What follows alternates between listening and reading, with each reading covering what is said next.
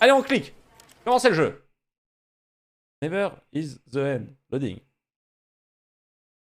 Oh merde, putain, j'ai du tabac partout. This is the story of a man named Stanley. Ok, j'ai pas mis le truc au bon endroit.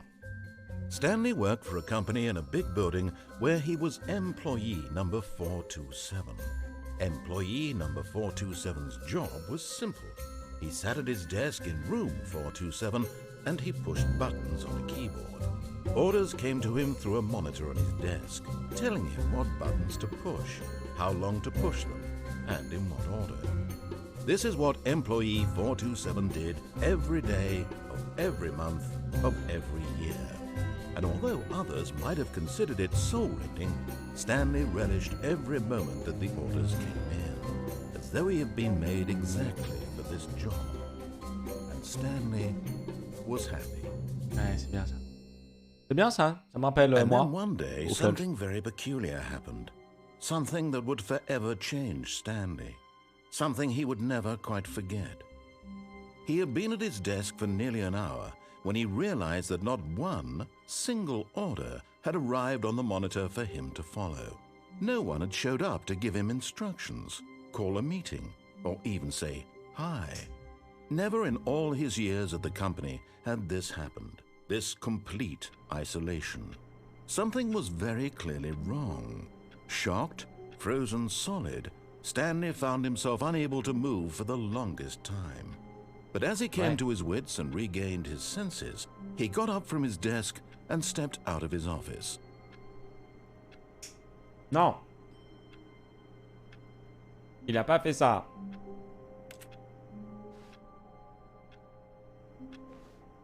Je vais faire de l'ordinateur. Bonjour. I hate Mondays. Mais non, c'est le meilleur jour de la semaine, frérot. Frérot. Moi, je veux pas... non, non. Et qu'est-ce qui se passe si je reste là? Hein? Pas de jeu? Bah voilà. Voilà. C'est moi qui win au final. Je vous baise. Ah, c'est rapide, hein. Un peu rapide. Je peux jouer à la manette ou pas? C'est possible? 8 heures par jour, je clique l'attaque des tanks. Bah, c'est ça. Pourquoi il y a des papiers sur son bureau si son seul taf c'est d'appuyer sur un bouton? C'est vrai, putain, ce que tu dis. C'est chaud de fou.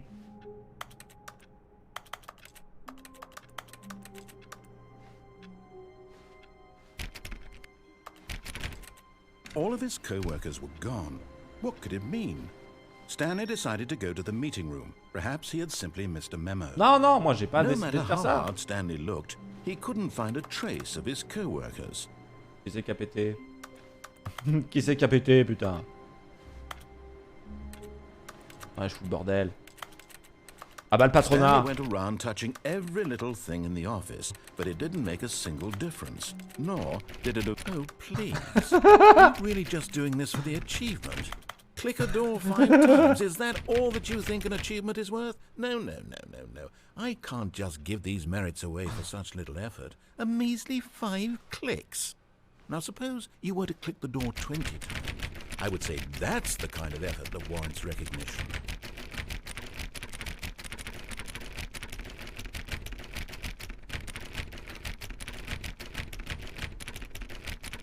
Je peux pas. Ça sera pas mon jeu. On va rester là. J'en fais des clics. Hein. Je le vois. Hein. Quand je vais arrêter comme trash talk. Là, il y a les APM. Là, c'est bon.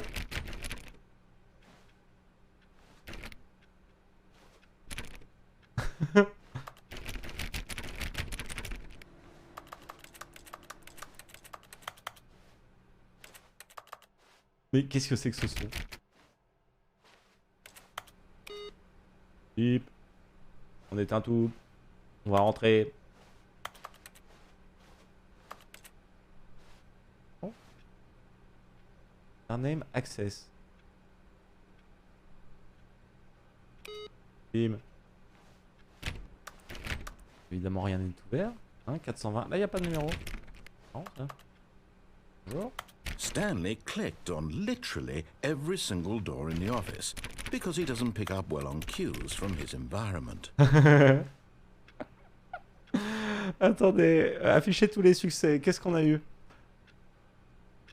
Vous ne pouvez pas sauter. Non, sérieux, on a supprimé l'option.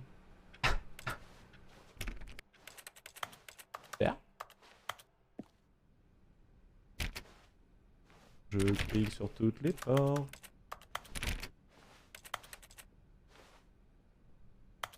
Ah, je suis sûr que j'ai déjà manqué quelque chose.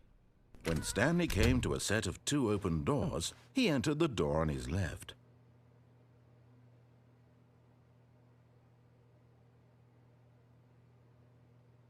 À gauche ou à droite? Ça commence. Ça commence. Qu'est-ce qu'il nous dit l'autre là?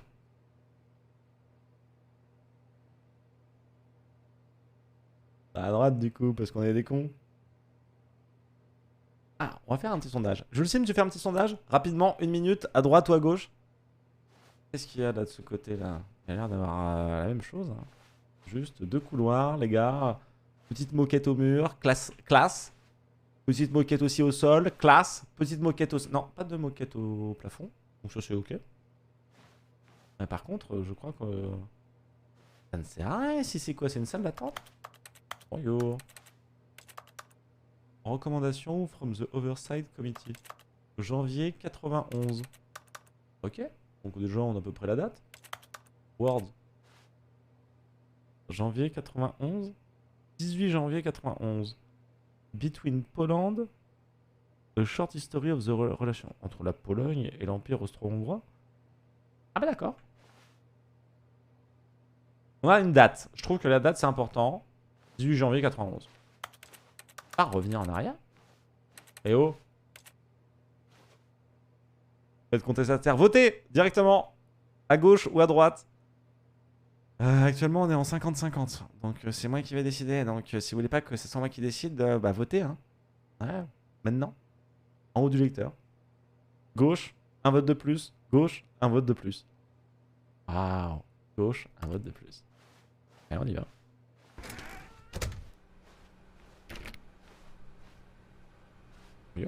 Tableau. Tableau. Tableau. 411. C'était quoi dans mon numéro? 427? Yet there was not a single person here either. Feeling a wave of disbelief, Stanley decided to go up to his boss's office, hoping he might find an answer there. Ah bon?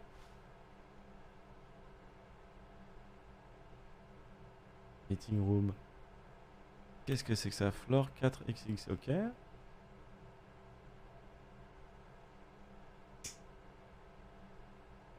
De notre alter without.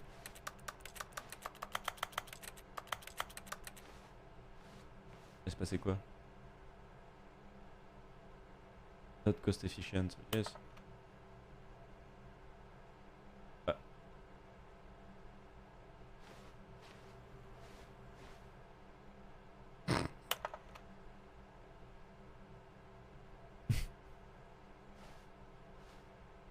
Okay. What do people want? Things. Happy feelings. Non. Money, more money. Graph about things and money.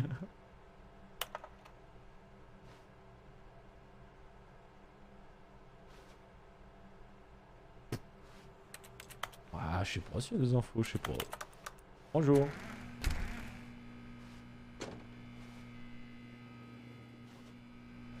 Stanley stepped into the broom closet, but there was nothing here, so he turned around and got back on track. Non. There was nothing here. No choice to make, no path to follow, just an empty broom closet. No reason to still be here.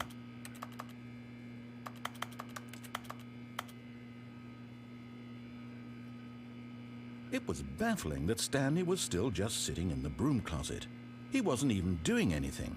At least if there was something to interact with, he'd be justified in some way. As it is, He's literally just standing there doing sweet FA.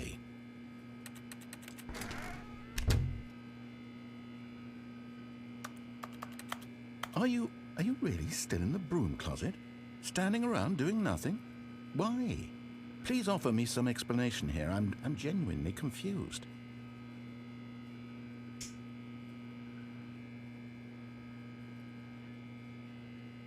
You do realize there's no choice or anything in here, right? If I'd said Stanley walked past the broom closet, at least you would have had a reason for exploring it to find out. But it didn't even occur to me because literally this closet is of absolutely no significance to the story whatsoever. I never would have thought to mention it. Moi je pense pas, je pense qu'il me ment. Il y a un truc. Maybe to you this is somehow its own branching path. Maybe when you go talk about this with your friends you'll say, "Oh, did you get the broom closet ending? The broom closet ending was my favorite." I hope your friends find this concerning.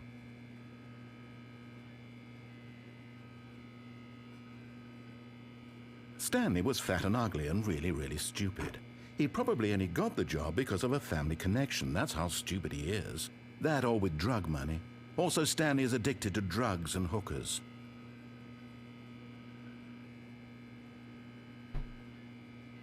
Well, I've come to a very definite conclusion about what's going on right now. You're dead. You're You got to this dead. broom closet, explored it a bit, and were just about to leave because there's nothing here, when a physical malady of some sort shut down your central nervous system and you collapsed on the keyboard. Well, in a Il y a situation forcément like quelque this, chose. Moi, faut pas me laisser un jeu comme ça dans mes mains. Vous Vous avez vu comment j'interagis sur Elden Ring. before it begins to decompose. Hello? Anyone who happens to be nearby? The person at this computer is dead. They have fallen prey to any number of your countless human physiological vulnerabilities. It's indicative of the long-term sustainability of your species. Please remove their corpse from the area and instruct another human to take their place, making sure they understand basic first-person video game mechanics and filling them in on the history of narrative tropes in video gaming, so that the irony and insightful commentary of this game is not lost on them. All right, when you've done that, just step out into the hallway.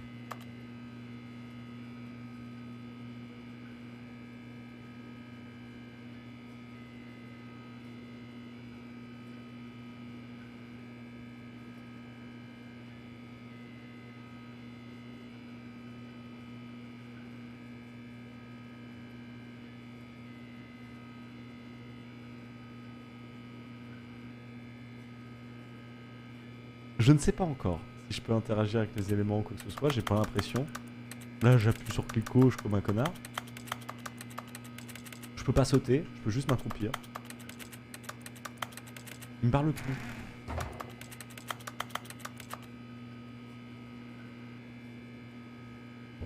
Ah, second player. You too? Unbelievable. I'm at the mercy of an entire species of invalids. Perhaps there's a monkey nearby you can hand the controls to. A fish? Fungus? Look, you can hammer out the details. I'm not particularly picky. I'll just be waiting for when you're ready to pick up the story again.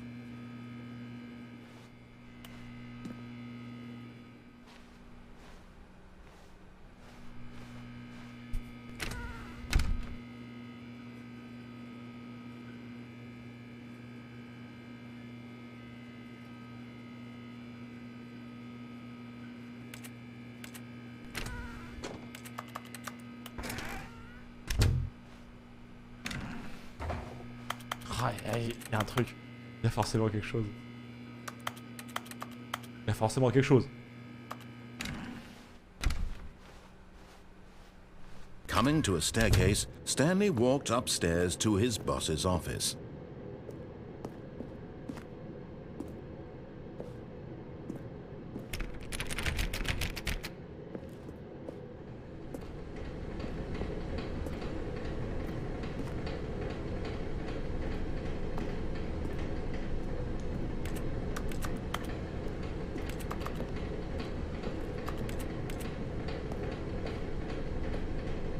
But Stanley just couldn't do it.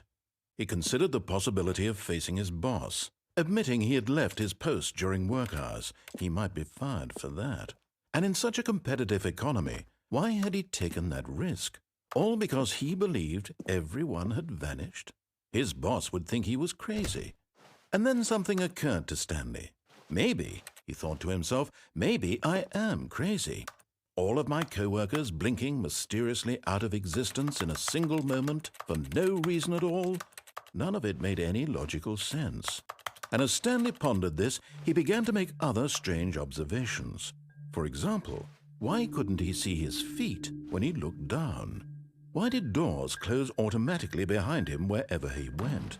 And for that matter, these rooms were starting to look pretty familiar. Were they simply repeating? No, Stanley said to himself, this is all too strange. This can't be real. And at last, he came to the conclusion that had been on the tip of his tongue. He just hadn't found the words for it. "I'm dreaming!" he yelled. "This is all a dream." Oh, what a relief Stanley felt to have finally found an answer, an explanation. His co-workers weren't actually gone. He wasn't going to lose his job. He wasn't crazy after all. And he thought to himself, I suppose I'll wake up soon. I'll have to go back to my boring real-life job pushing buttons. I may as well enjoy this while I'm still lucid. So, he imagined himself flying and began to gently float above the ground.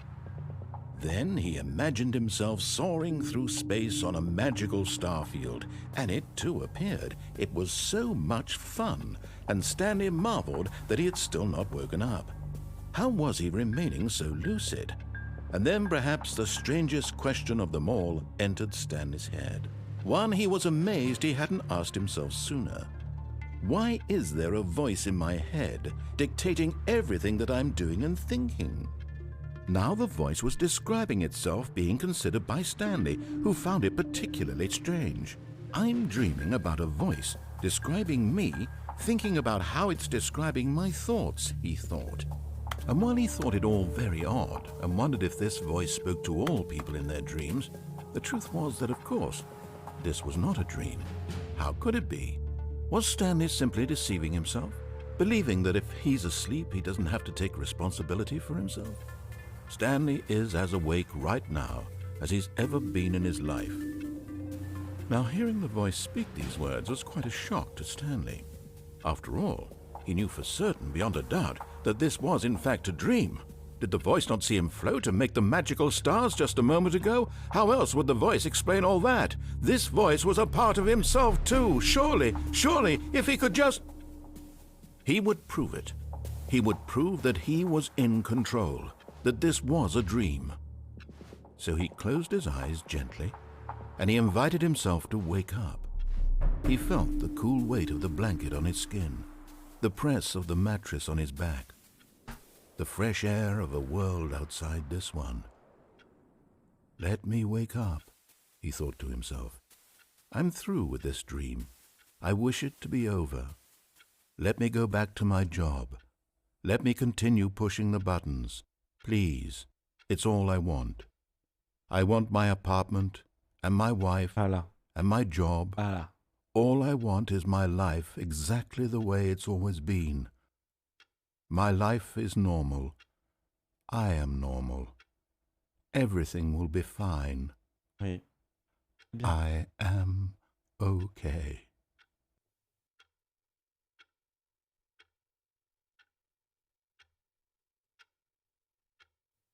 Stanley began screaming. Please, someone, wake me up. My name is Stanley. I have a boss. I have an office. I am real. Please, just someone tell me I am real. I must be real. I must be. Can anyone hear my voice? Who am I? Who am I? And everything went black.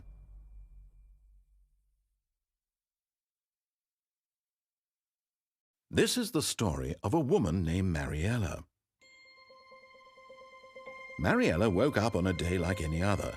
She arose, got dressed, gathered her belongings, and walked to her place of work. But on this particular day, her walk was interrupted by the body of a man who had stumbled through town talking and screaming to himself, and then collapsed dead on the sidewalk. And although she would soon turn to go call for an ambulance, For just a few brief moments, she considered the strange man. He was obviously crazy. This much she knew. Everyone knows what crazy people look like. And in that moment, she thought to herself how lucky she was to be normal. I am sane. I am in control of my mind. I know what is real and what isn't. It was comforting to think this, and in a certain way, seeing this man made her feel better. But then she remembered the meeting she had scheduled for that day, the very important people whose impressions of her would affect her career, and by extension, the rest of her life. She had no time for this, so it was only a moment that she stood there, staring down at the body. And then she turned and ran.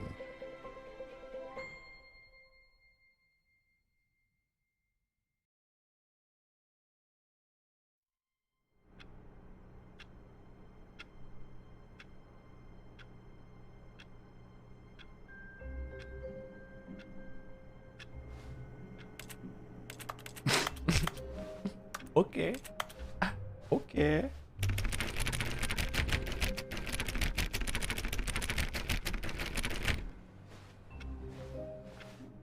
Ah, commencez pas. On est retourné dans le temps, bah... Ok, mais commencez pas.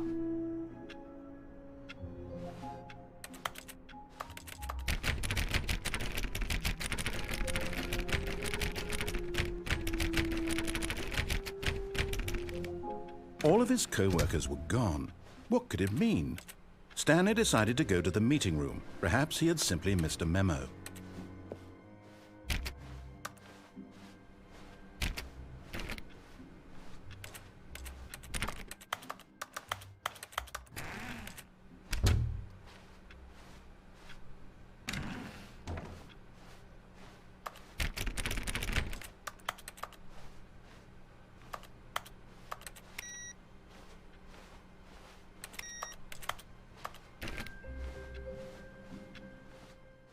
Ok. Si vous n'avez pas joué au jeu ou si vous n'avez pas regardé le stream, il n'y a pas de problème, vous pouvez jouer avec nous. Et je vous fais confiance, évidemment. When Stanley came to a set of 2 open doors, he entered the door on his left. Ouais, à gauche. Yet there was not a single person here either. Feeling a wave of disbelief, Stanley decided to go up to his boss's office. Hoping he might find an answer. Coming to a staircase, Stanley walked upstairs to his boss's office. But Stanley just couldn't do it. He considered the possibility of facing his boss. Admitting he had left his post during work hours, he might be fired for that. And in such a competitive economy, why had he taken that risk? All because he believed everyone had vanished? His boss would think he was crazy. And then something occurred to Stanley. Maybe, he thought to himself, maybe I am crazy. All of my co-workers blinking mysteriously out of existence in a single moment for no reason at all. None of it made any logical sense. And as Stanley pondered this... Comme en avant, en arrière, sauter, space, interagir, s'accroupir. Ok. Comment simplifier? He began to make other strange observations. For example, why couldn't he see his feet when he looked down? Why did doors close automatically behind him wherever he went? And for that matter, these rooms were starting to look pretty familiar. Were they simply repeating? No, Stanley said to himself, this is all too strange. This can't be real. And at last, he came to the conclusion that had been on the tip of his tongue. He just hadn't found the words for it. I'm dreaming, he yelled. This is all a dream. Oh, what a relief Stanley felt to have finally found an answer, an explanation. His co-workers weren't actually gone. He wasn't going to lose his job. He wasn't crazy after all. And he thought to himself, I suppose I'll wake up soon. I'll have to go back to my boring real-life job pushing buttons. I may as well enjoy this while I'm still lucid. So, he imagined himself flying and began to gently float above the ground. Then he imagined himself soaring through space on a magical starfield, and it too appeared. It was so much fun, and Stanley marveled that he had still not woken up. How was he remaining so lucid? And then perhaps the strangest question of them all entered Stanley's head. One he was amazed he hadn't asked himself sooner. Why is there a voice in my head dictating everything that I'm doing and thinking? Now the voice was describing itself being considered by Stanley, who found it particularly strange. Et si on fait ça?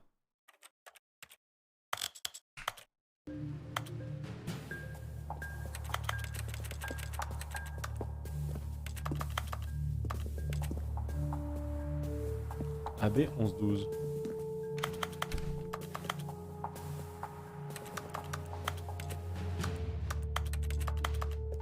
Ça a l'air de marcher ce que j'ai fait. AB 11-12. Il y avait des lettres, il y avait des chiffres ici aussi. Un 2 B4. Peut-être que ça n'a aucun rapport.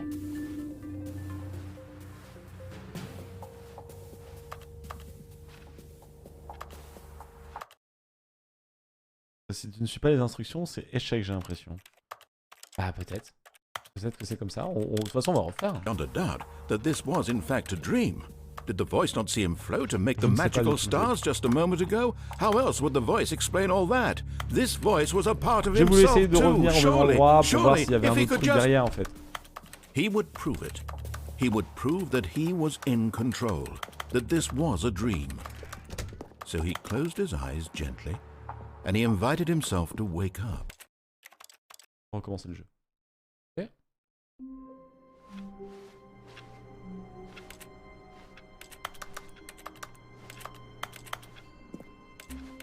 All of his co-workers were gone. What could it mean? Stanley decided to go to the meeting room. Perhaps he had simply missed a memo. Partition corps.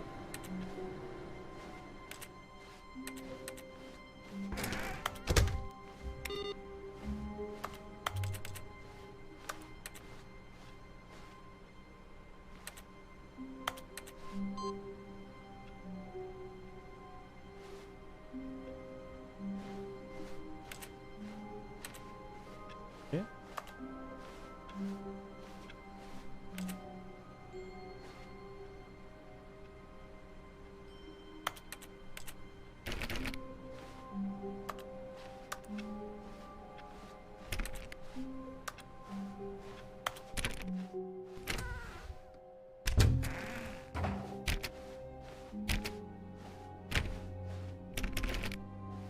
When Stanley came to a set of 2 open doors, he entered the door on his left. This was not the correct way to the meeting room, and Stanley knew it perfectly well.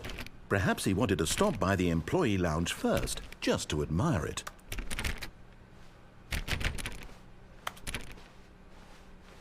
Ah, yes, truly a room worth admiring. It had really been worth the detour after all, just to spend a few moments here in this immaculate, beautifully constructed room. Stanley simply stood here, drinking it all in.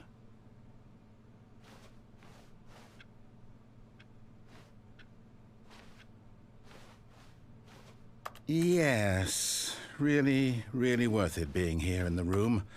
A room so utterly captivating that even though all your co-workers have mysteriously vanished, here you sit, but eager to get back to business, Stanley took the first open door on his left.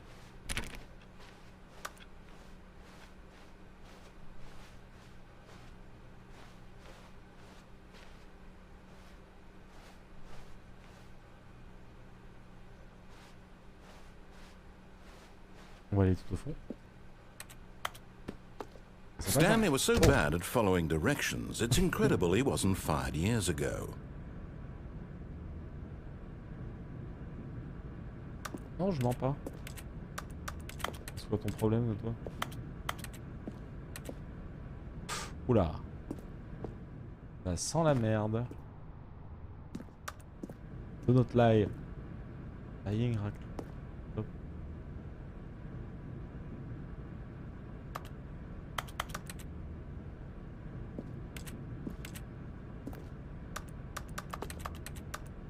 Pourquoi on peut s'accroupir, franchement? Ok, ok, ok, ok.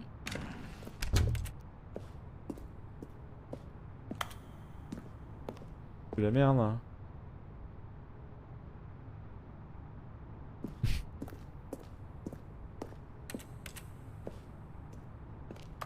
va avoir une carte peut-être.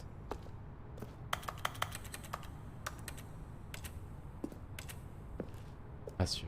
Pas sûr que dans ce genre de jeu on ait des cartes. Moi dad.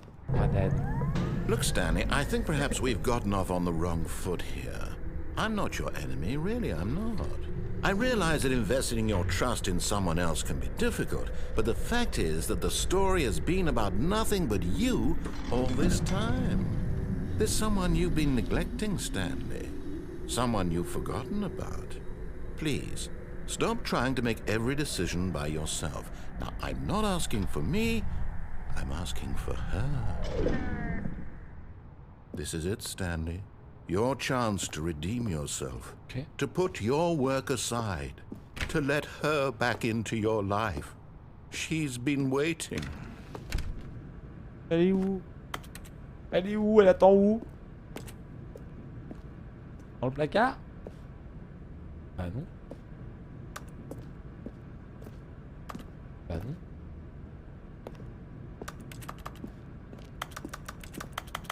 Bah non. Et si je reste devant là comme un connard? Alors? Pourquoi? Quoi ça? Des clopes? Oh putain. That's her, Stanley. You need to be the one to do this. To reach out to her. If you can truly place your faith in another. Oh, no, you can't. Did you just unplug the phone? Well, that wasn't supposed to be a choice. How did you do that? You actually chose incorrectly? I didn't even know that was possible. Let me double check. No, it's definitely here, clear as day. Stanley picks up the phone. He's taken to his apartment where he finds his wife, and the two pledge themselves to one another. Music comes in, fade to white, roll credits. Not picking up the phone is actually somehow an incorrect course of action. How is that even possible? None of these decisions were supposed to mean anything. I don't understand. How on earth are you making meaningful choices? What did you... Wait a second. Did I just see... No, that's not possible. I can't believe it. How had I not noticed it sooner? You're not Stanley. You're a real person. I can't believe I was so mistaken. This is why you've been able to make correct and incorrect choices. And to think I've been letting you run around in this game for so long. If you'd made any more wrong choices, you might have negated it entirely. It's as though you completely ignored even the most basic safety protocol for real-world decision-making. Or did you not grasp the severity of the situation? Well, I won't have that kind of risk on my watch. I'm going to stop the game for a moment so we can educate you properly on safe decision-making in the real world. Please observe this helpful instructional video. Choice. It's the best part of being a real person. But if used incorrectly, can also be the most dangerous. For example, in this scenario, a hypothetical real person named Rupert has a choice. He could invent a machine that eliminates food shortages across the world to make life better for all people. Or he could spend years of hard work forgetting how to read. Which choice would you make? Remember that unlike here, the real world makes sense, and at no time should you make a choice that does not conform to rational logic. If you find yourself speaking with a person who does not make sense, in all likelihood, that person is not real. Allow the person to finish their thought, then provide an excuse why you cannot continue talking. Turn to a partner and practice saying, "My goodness, is it 4:30? I'm supposed to be having a back, sack, and crack." Excellent. Making choices on a regular basis is the best part to a healthy decision-making process. Most medical professionals recommend making at least 8 choices per day. Do you make more than 8? Less? And finally, if you begin to wonder if your choices are actually meaningful and whether you'll ever make a significant contribution to the world, just remember that in the vast infiniteness of space, your thoughts and problems are materially insignificant, and the feeling should subside. At this time, your instructor will guide you in an exercise to test and reinforce the material covered in this video. Ah, welcome back. You may have noticed that this room has begun to deteriorate as a result of narrative contradiction. But not to worry. Now that you're properly informed on good decision-making, we're going to revisit a choice you made just a few minutes ago and see what the correct thing to do would have been. This way, please.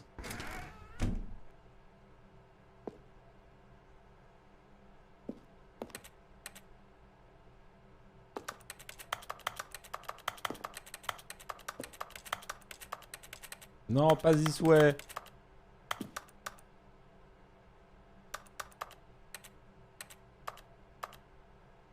Je veux pas y souhait.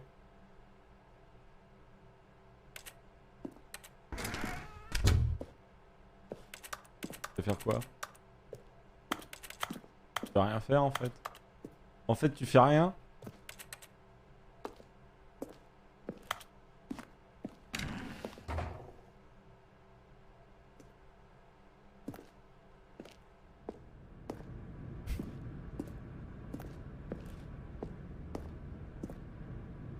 Ok. On fait quoi comme choix?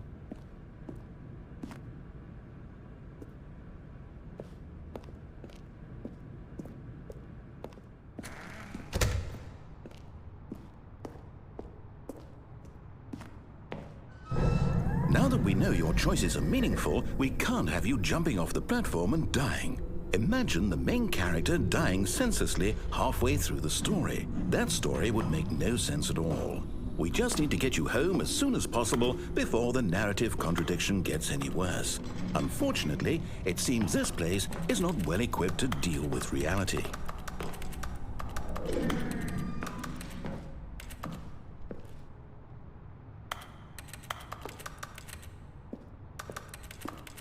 Ils veulent que je me tue. Ils veulent que je me tue, je vais pas me tuer. Vous ramenez chez vous, bah c'est bien alors. Merci. On a gagné.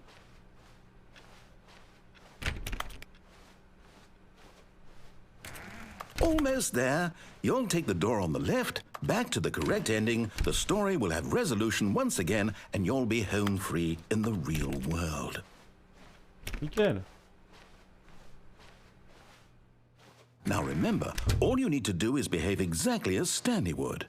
That means choosing responsibly and always putting the story first. I'm quite sure you'll be up to the task. Just follow my lead and you'll be fine. All right. When Stanley came to a set of 2 open doors, he entered the door on his left.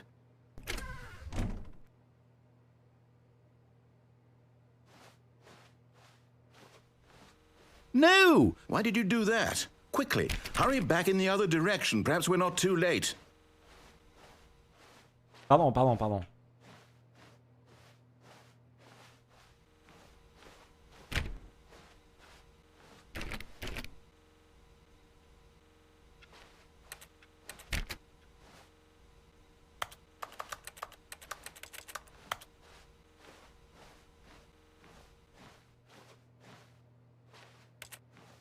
Ah, je peux pas aller plus loin, je peux pas retourner là? Ok. Moi j'y vais alors. Let's go.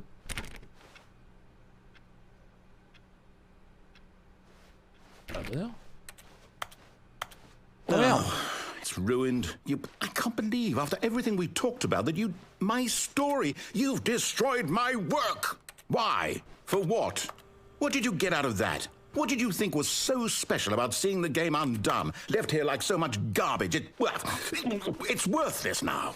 And what am I supposed to do? Even if there were a way to continue, would it be worth it? To know that my story is now incorrect? How can I go back to that? I can't erase that knowledge. I'll have to live with it forever, reliving its impossibility forever. I couldn't live that way. Is it better to shut the game down entirely? To willingly destroy all of my work? I don't know.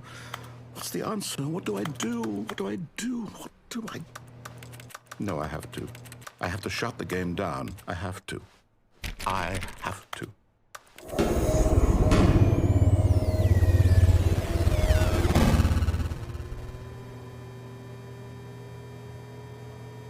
Non mais il a fumé le jeu.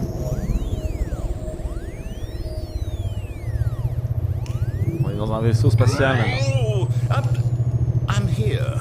I'm still here. Here in this pile of rubbish. With you. You. Who thought you were so clever. Now look where we are.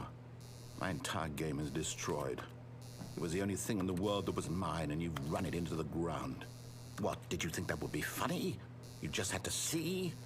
Didn't I impress upon you how important it was to be like Stanley? He actually knows how to do what I tell him to. He understands that if I say to do something, there's a damn good reason for it. That thought hadn't even occurred to you, had it? That there's a world outside of you? You're a child. Oh, my story. If you'd just gone through the door on the left, you would have seen it. There was a whole underground facility. You would have destroyed it and been victorious. It would have been so perfect. I worked so hard on it. I tried so hard to make... behave exactly as Stanley would. That means choosing responsibly and always putting the story first. I'm quite sure you'll be up to the task. Just follow my lead and you'll be fine. All right. When Stanley came to a set of 2 open doors, he entered the door on his left.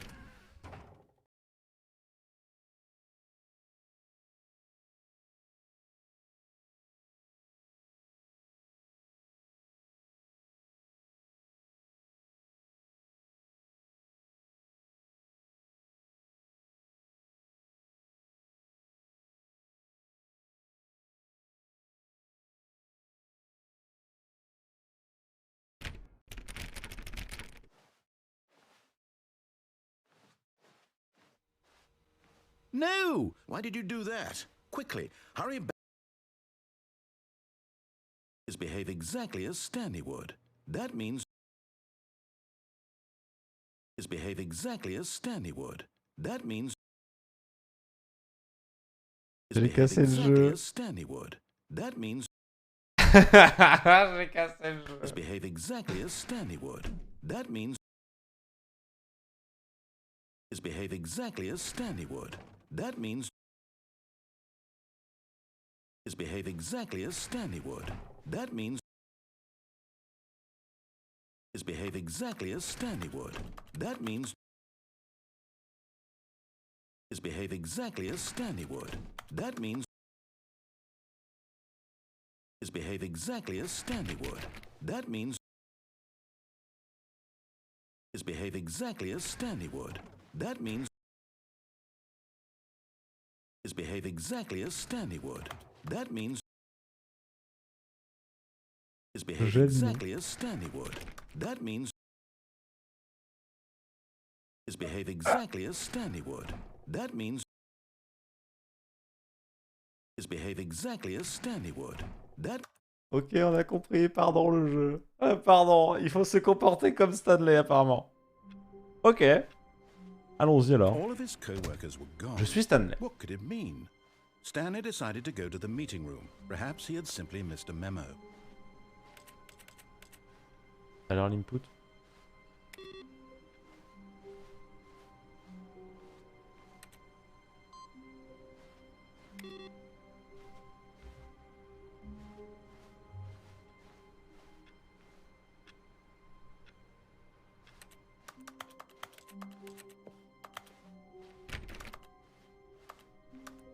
When Stanley came to a set of 2 open doors, he entered the door on his left.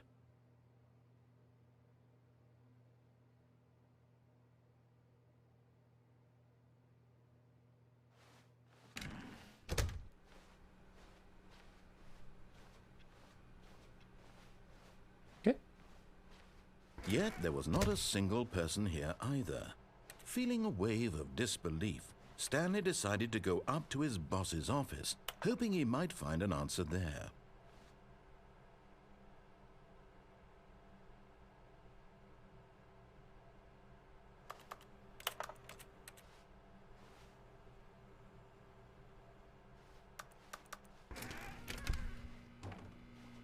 Oh no, no, not again. I won't be part of this. I'm not going to encourage you. I'm not going to say anything at all. I'm just going to be patient and wait for you to finish whatever it is you enjoy doing so much in this room. Please take your time. Je vais faire pipi.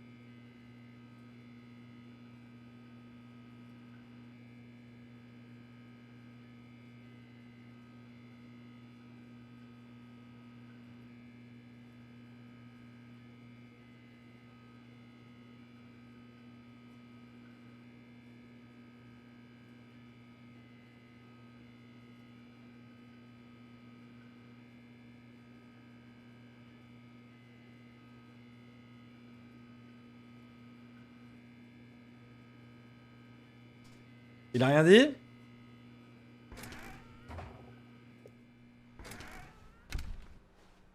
Allez, on monte cette fois-ci. Coming to a staircase, Stanley walked upstairs to his boss's office. Oh bah, sacré bureau, le boss.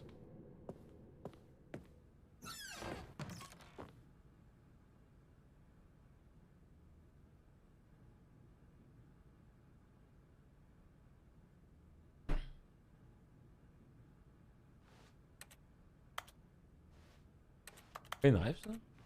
Bonne chanson.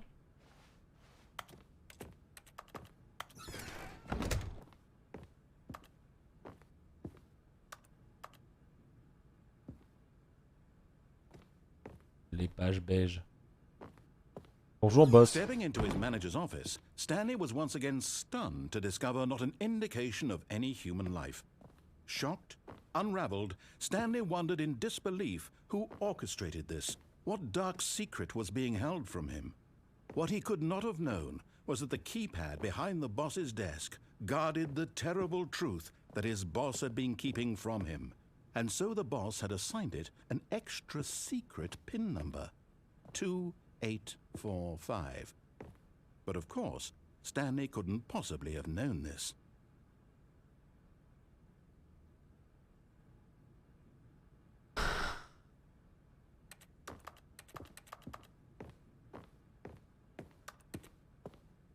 Stanley just sat around twiddling his thumbs. Trying to input anything on the device was useless, since he could never possibly know that the combination was 2845.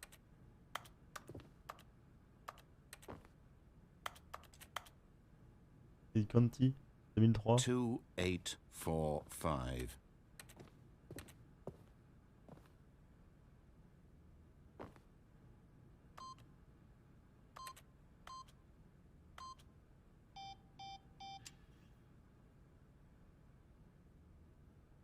Forgot, but it turns out that the panel's emergency override kicked in, and the door just opened all by itself, and Stanley got the hell along with the story. Well, whoop-de-doo.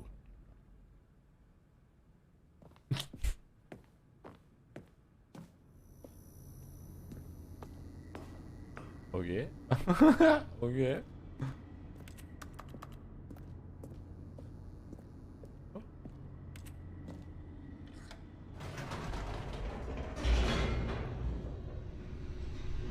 Pas le choix, faut tout tester.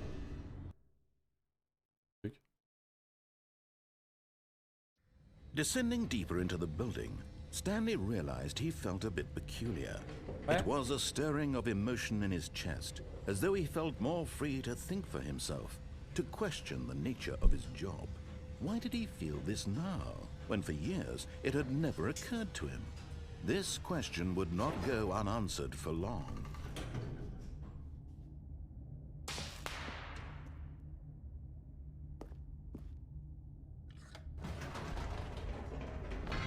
Whoops, nope, never mind. Stanley actually got back into the elevator and went back up. Silly me.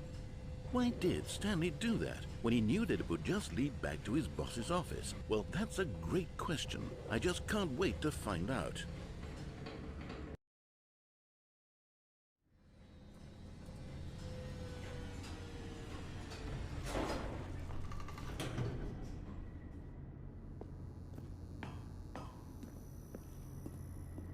Here we are, Stanley. It's your boss's office. Exactly the way it was before you got onto the elevator.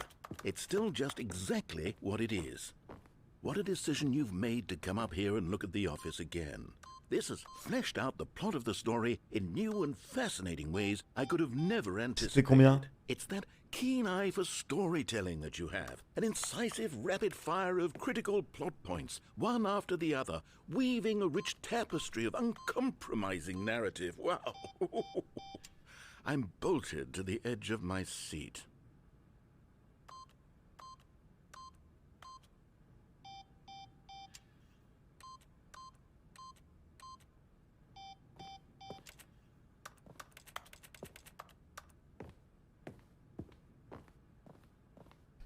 « 18 janvier »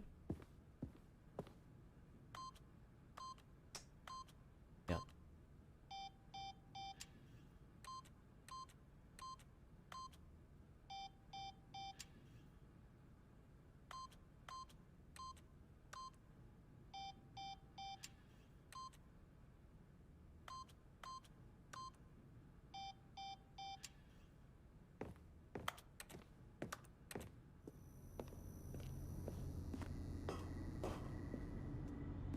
Incredible.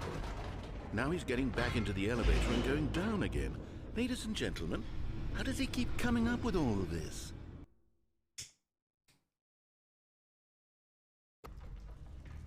Ah, j'ai trop envie de le troll, c'est ouf. Surely this time Stanley will walk forward into the spooky corridor, won't he? Stanley walked straight ahead through the large door that read Mind Control Facility.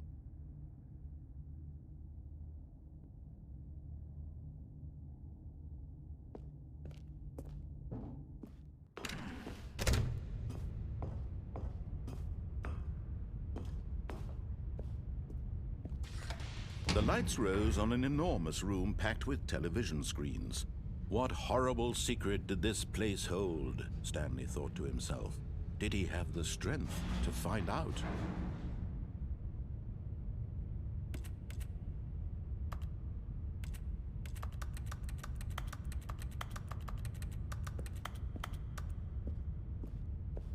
Non. J'ai pas la force pour ce grand mystère.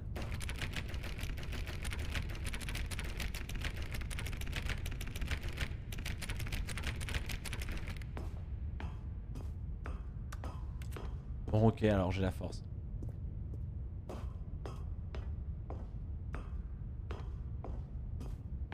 Comme kill là?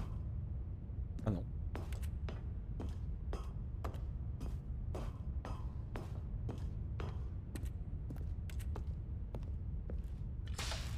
Now the monitors jumped to life, their true nature revealed. Each bore the number of an employee in the building, Stanley's co-workers. Wow.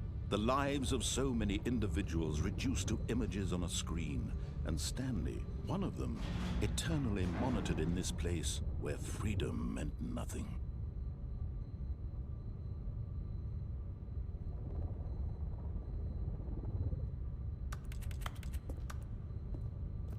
Eh, c'est chaud, hein. Wow. The big eye, the big brother. This mind control facility, it was too horrible to believe. It couldn't be true. Had Stanley really been under someone's control all this time? Was this the only reason he was happy with his boring job? That his emotions had been manipulated to accept it blindly? No, he refused to believe it. He couldn't accept it. His own life in someone else's control? Never! It was unthinkable. Wasn't it? Was it even possible? Had he truly spent his entire life utterly blind to the world? But here was the proof. The heart of the operation. Controls labeled with emotions. Happy, or sad, or content. Walking, eating, working. All of it monitored and commanded from this very place. And as the cold reality of his past began to sink in, Stanley decided that this machinery would never again exert its terrible power over another human life. For he would dismantle the controls once and for all.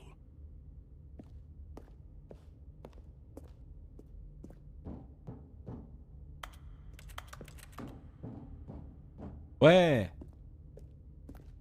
Je vais tout détruire. Un gros bouton rouge.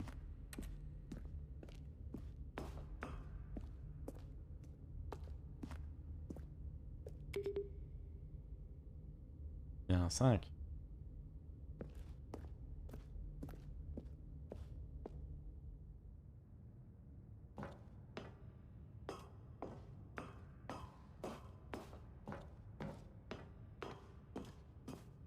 And when at last he found the source of the room's power, he knew it was his duty, his obligation, to put an end to this horrible place and to Oh, Stanley, you didn't just activate the controls, did you?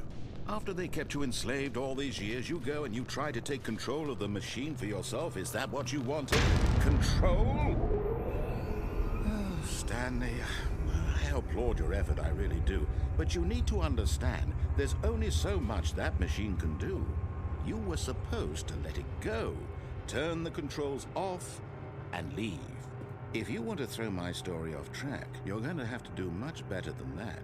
I'm afraid you don't have nearly the power you think you do. For example, and I believe you'll find this pertinent, Stanley suddenly realized he had just initiated the network's emergency detonation system.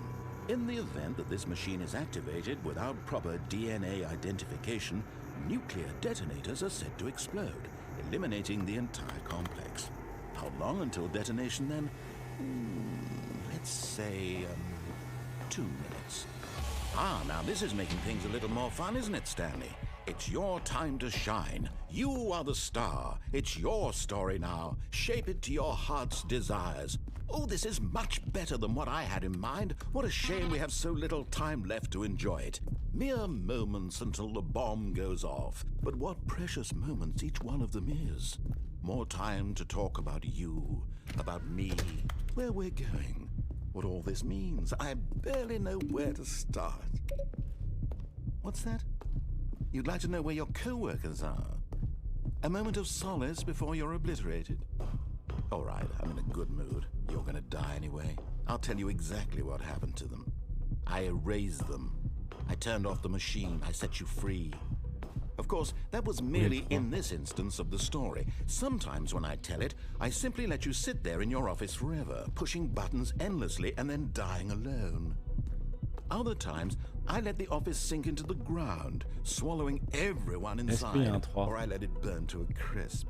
I have to say this, though, this version of events has been rather amusing.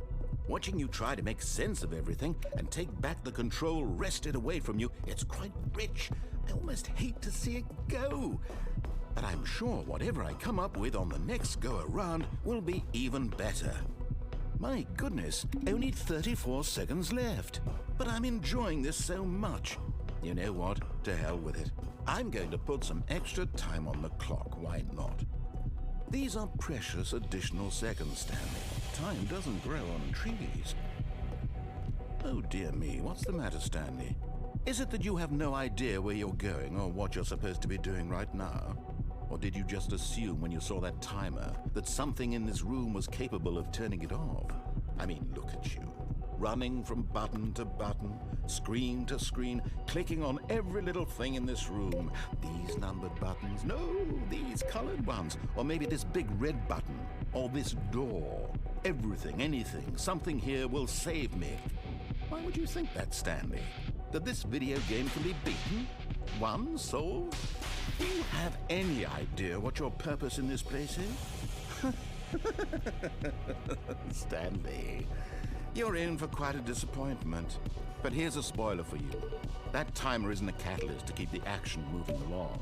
It's just seconds ticking away to your death. You're only still playing instead of watching a cutscene because I want to watch you for every moment that you're powerless. To see you made humble. This is not a challenge. It's a tragedy. You wanted to control this world, that's fine. But I'm going to destroy it first, so you can't. Take a look at the clock, Stanley. That's 30 seconds you have left to struggle. 30 seconds until a big boom and then nothing. No ending here, just you being blown to pieces. Will you cling desperately to your frail life, or will you let it go peacefully? Another choice. Make it count, or don't. It's all the same to me, all a part of the joke.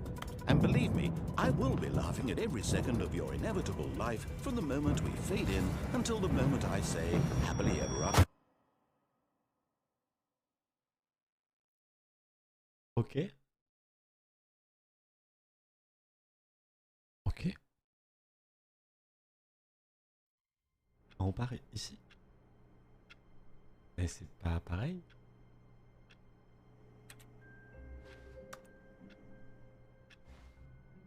What the fuck? All of his co-workers were gone. What could it mean? Stanley decided to go to the meeting room. Perhaps he had simply missed a memo.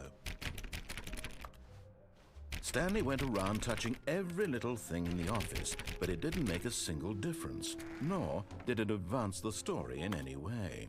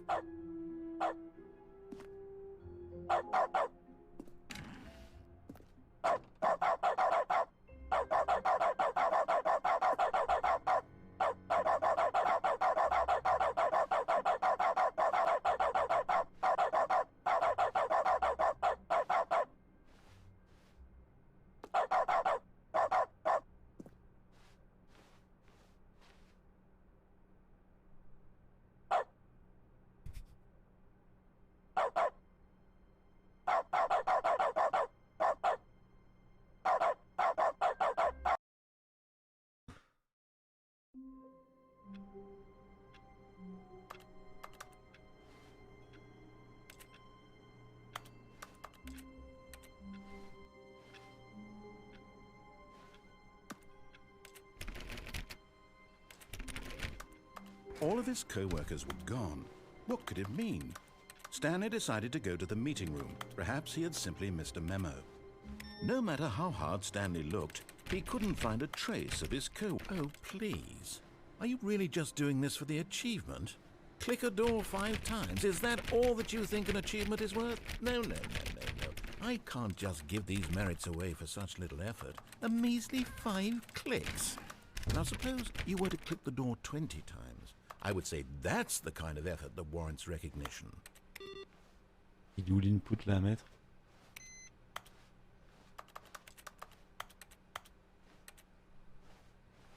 Oui, le jeu va me rendre fou, c'est sûr. J'ai pas spawn, j'ai tellement de questions.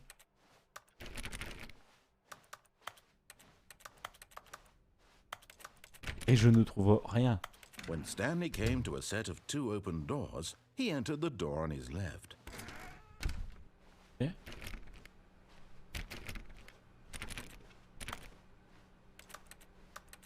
J'ai déjà cliqué 20 fois. Yet there was not a single person here either. Ah, y a Feeling a rien. wave of disbelief, Stanley decided to go up to his boss's office, hoping he might find an answer there.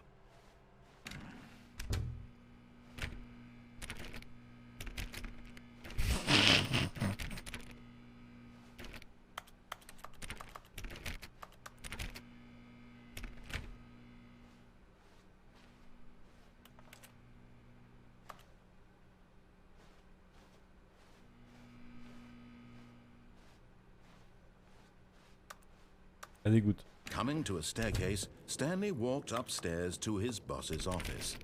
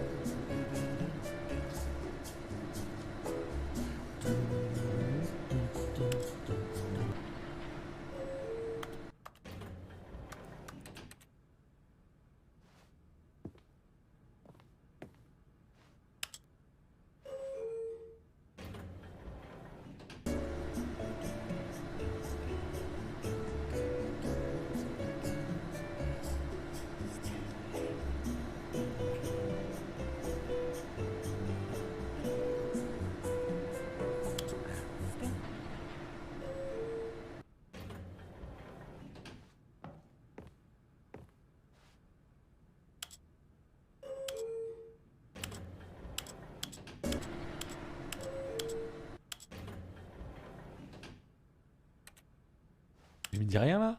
Il me dit pas arrête de jouer avec l'ascenseur, putain.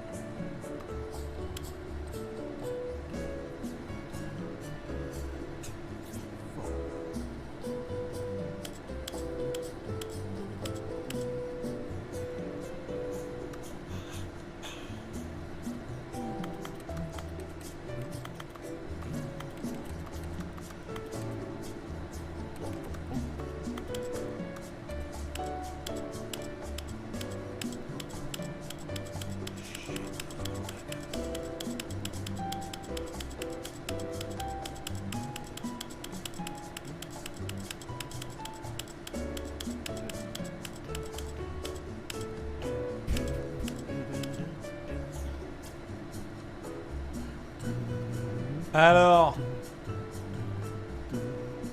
on a bien baisé le jeu là.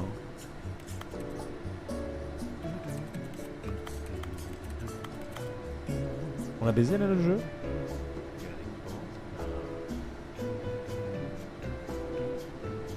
On a gagné? C'est nous qui avons gagné ou pas?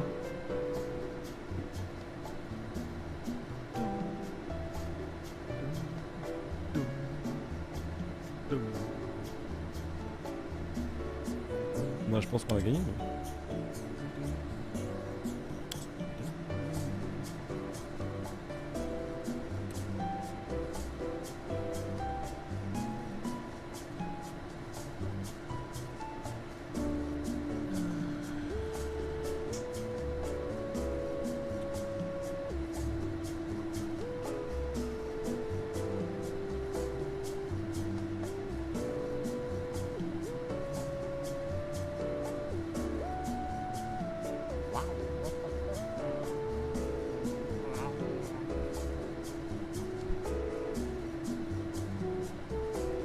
Il y a quand même des bruits chelous.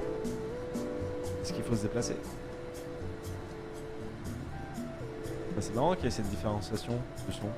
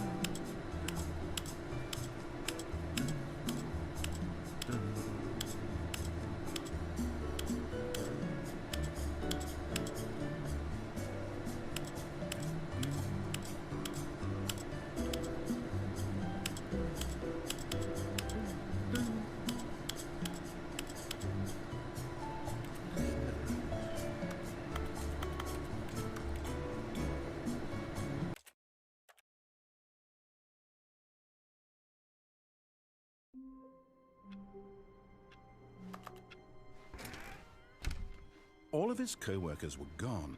What could it mean? Stanley decided to go to the meeting room. Perhaps he had simply missed a memo.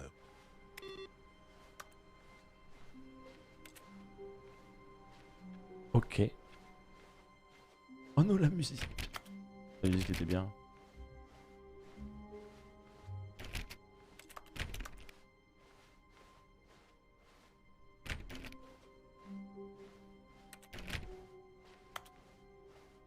When Stanley came to a set of 2 open doors, he entered the door on his left.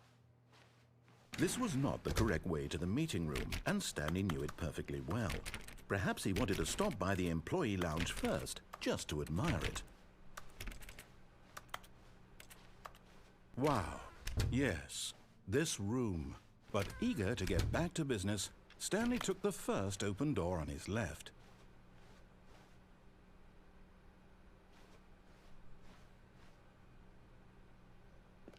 Stanley was so bad at following directions, it's incredible he wasn't fired years ago.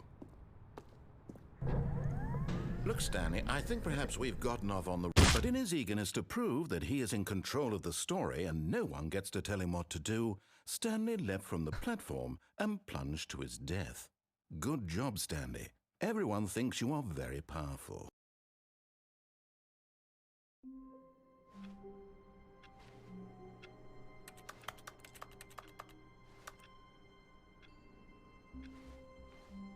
Oui.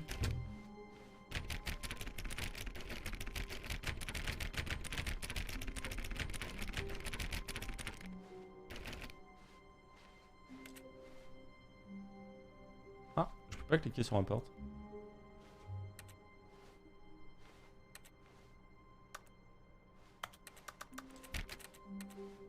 When Stanley came to a set of 2 open doors, he entered the door on his left.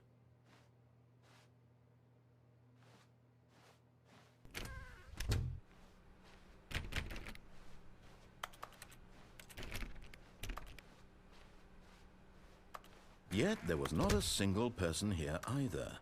Feeling a wave of disbelief, Stanley decided to go up to his boss's office. Coming to a staircase, Stanley walked upstairs to his boss's office.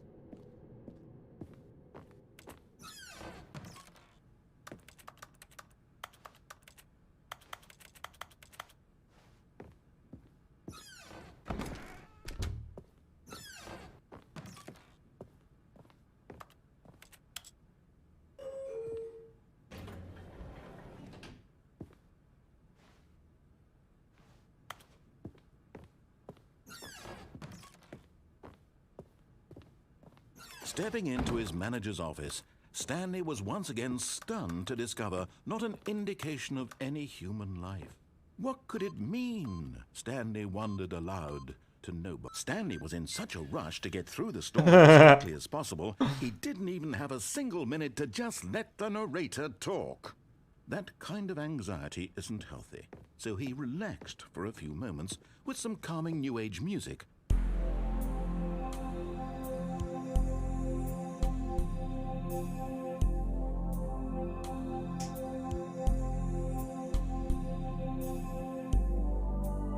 Feeling soothed and rejuvenated, Stanley calmly walked forward into the opened passageway.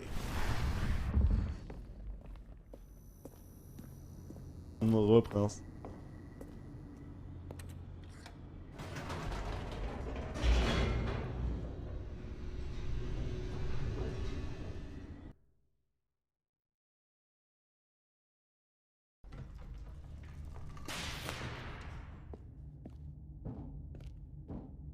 Stanley walked straight ahead through the large door that read Mind Control Facility. Although this passageway had the word escape written on it, the truth was that at the end of this hall, Stanley would meet his violent death. The door behind him was not shut. Stanley still had every opportunity to turn around and get back on track. At this point, Stanley was making a conscious, concerted effort to walk forward and willingly confront his death.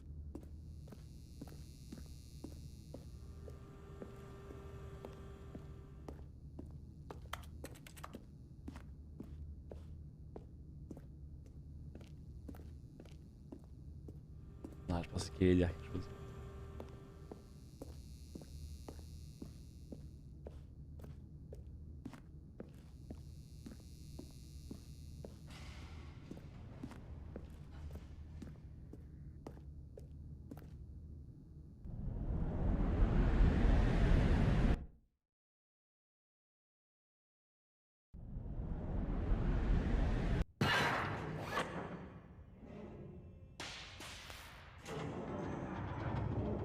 As the machine whirred into motion and Stanley was inched closer and closer to his demise, he reflected that his life had been of no consequence whatsoever. Stanley can't see the bigger picture. He doesn't know the real story, trapped forever in his narrow vision of what this world is. Perhaps his death was of no great loss, like plucking the eyeballs from a blind man. And so he resigned and willingly accepted this violent end to his brief and shallow life. Farewell, Stanley.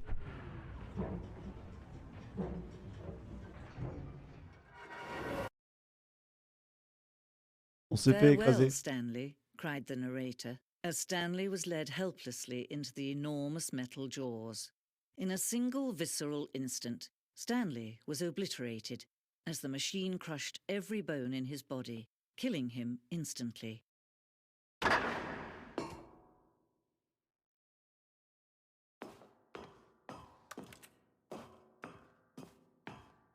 What the fuck? And yet it would be just a few minutes before Stanley would restart the game, back in his office, as alive as ever. What exactly did the narrator think he was going to accomplish?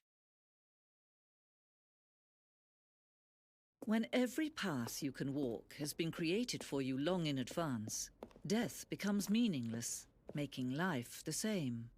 Do you see now? Do you see that Stanley was already dead from the moment he hit start?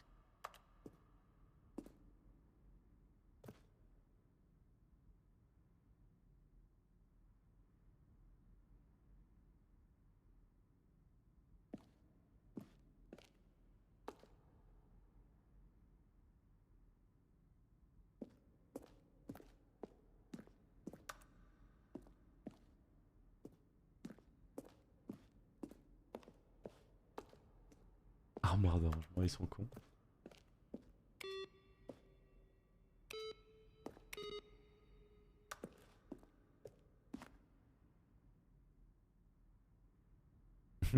Kevin Brighting en tant que le narrateur.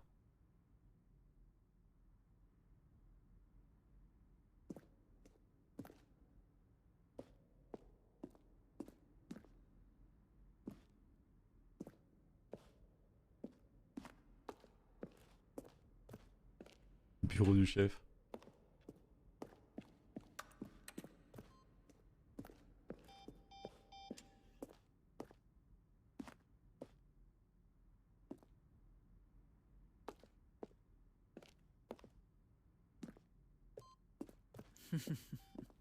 Oh, look at these two. How they wish to destroy one another. How they wish to control one another. How they both wish to be free. Can you see? Can you see how much they need one another? No, perhaps not. Sometimes these things cannot be seen. But listen to me. You can still save these two. You can stop the program before they both fail. Push escape and press quit. There's no other way to beat this game. As long as you move forward, you'll be walking someone else's path. Stop now and it'll be your only true choice. Whatever you do, choose it. Don't let time choose for you. Don't let time...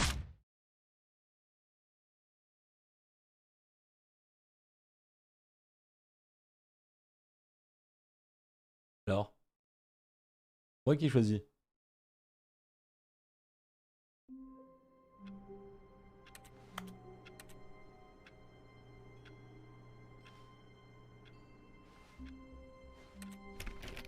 All of his co-workers were gone. What could it mean? Stanley decided to go to the meeting room. Perhaps he had simply missed a memo. Oui, bien sûr. Un petit mémo là.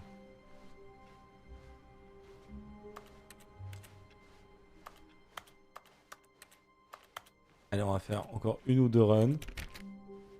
When Stanley came to a set of 2 open doors, he entered the door on his left. This was not the correct way to the meeting room, and Stanley knew it perfectly well. Perhaps he wanted to stop by the employee lounge first, just to admire it. The lounge was sublime, a work of art. What was it about this room that called so deeply and so personally to Stanley? Its grace? Its subtle charm? No. Stanley knew it was something deeper, something darker. But eager to get back to business, Stanley took the first open door on his left.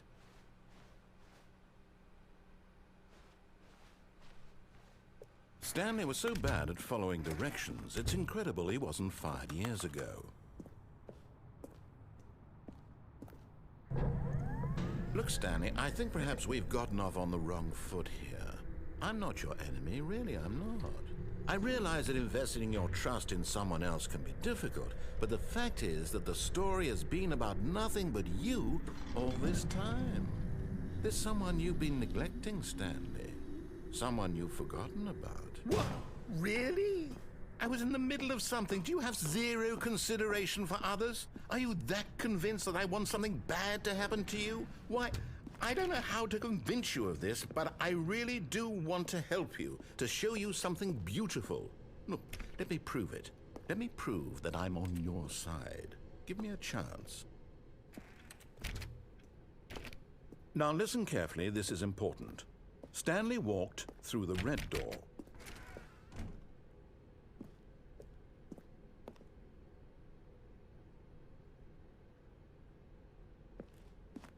Oh, thank God you are willing to listen to me. On va le Do you baiser. see that I really have wanted you to be happy all this time? The problem is all these choices. The two of us always trying to get somewhere that isn't here. Running and running and running, just the way you're doing right now. Don't you see that it's killing us, Stanley? I wanted to stop. We would both be so much happier if we just stopped. And I think I have a solution. Here, let me show you.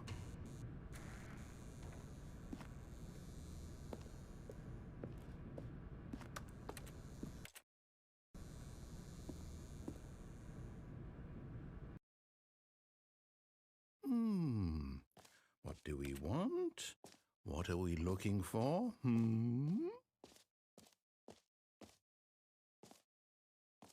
Here.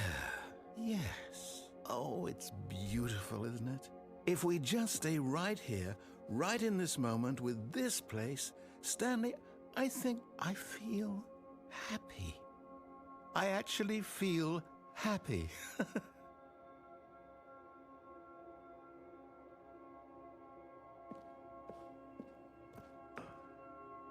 No, wait. Where are you going? Right. Where were we?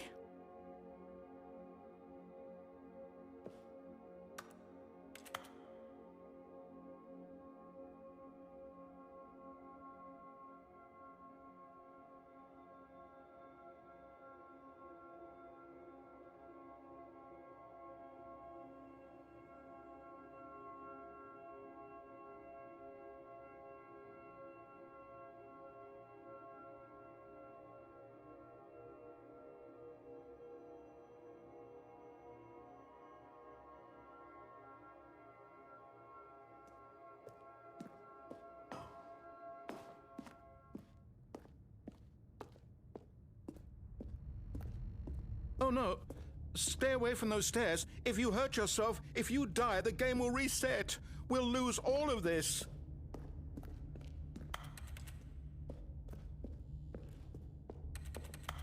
Please, no, Stanley, let me stay here. Don't take this from me. Please, Stanley, think about what you're doing.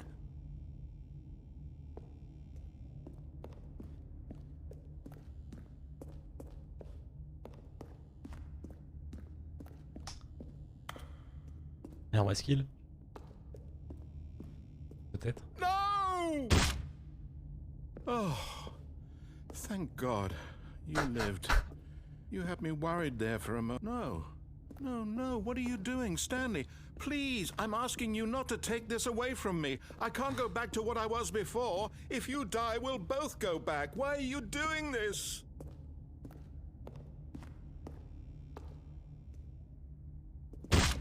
Stanley, let's go back to the other room. My God, is this really how much you dislike my game? That you'll throw yourself from this platform over and over to be rid of it?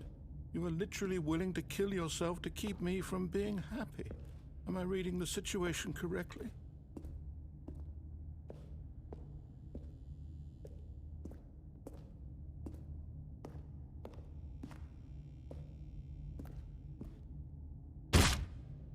Or maybe you're just getting a kick out of it.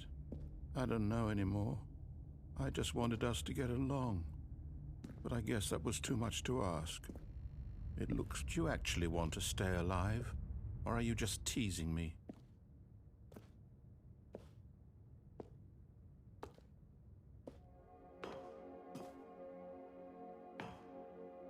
I wanted us to be happy here, Stanley. I really did. I still thought that was possible.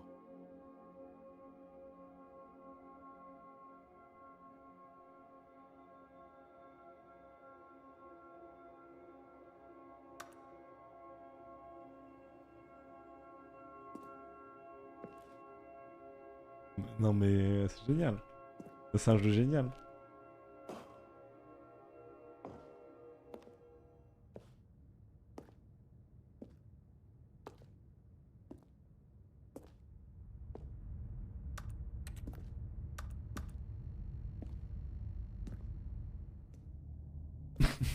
On y retourne. Stanley. Alors, Stanley, what are you doing? Why, Stanley? Why? Why you do this?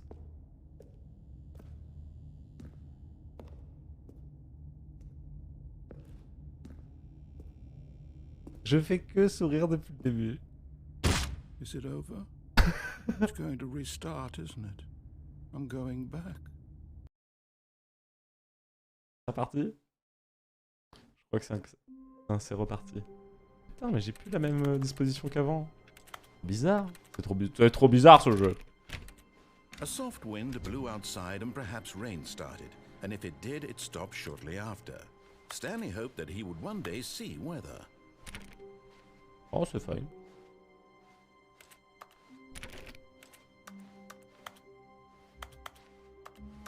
Par contre, la narration n'a pas commencé pareil. On l'a bien remarqué. Il se passe des choses. When Stanley came to a set of 2 open doors, he entered the door on his left.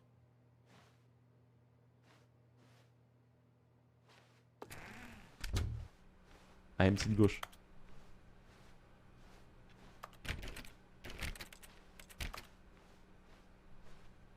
Yet there was not a single person here either. Feeling a wave of disbelief, Stanley decided to go up to his boss's office, hoping he might find an answer there. Ça dégoûte ça. Est-ce qu'on retournerait pas en bas? Staircase, Stanley walked upstairs to his boss's office.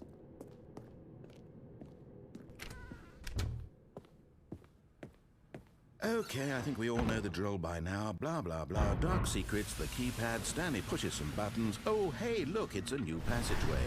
Quelle surprise. Je voulais le faire bien en plus. Je voulais qu'il soit content le narrateur.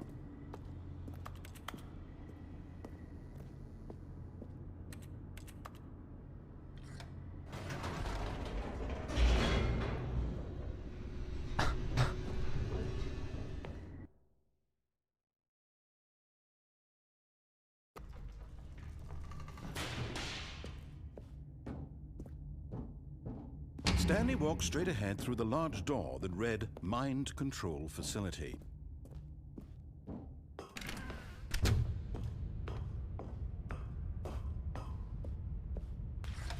The lights rose on an enormous room packed with television screens. What horrible secret did this place hold? Stanley thought to himself. Did he have the strength to find out? Oui. Ah, j'ai la force, les gars. On va appuyer sur ce bouton et on va voir qu'est-ce qui va se passer. Jumped to life, their true nature revealed. Each bore the number of an employee in the building, Stanley's co-workers. The lives of so many individuals reduced to images on a screen, and Stanley, one of them, eternally monitored in this place where freedom meant nothing.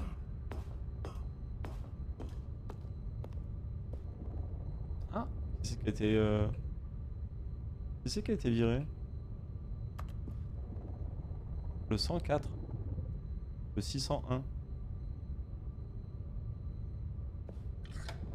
Le 104 et 601. This mind control facility, it was too horrible to believe. It couldn't be true. Blablabla, Had blablabla. Stanley really been under someone's control all this time?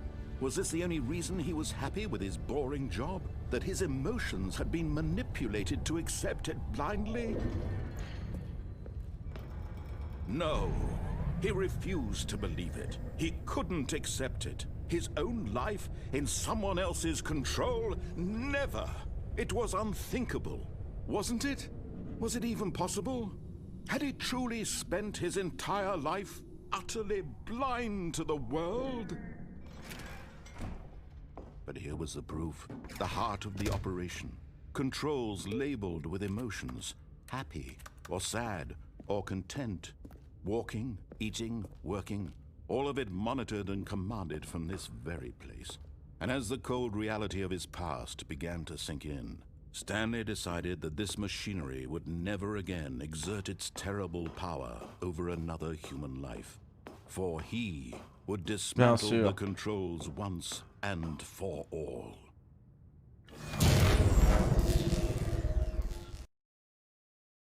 Bien joué.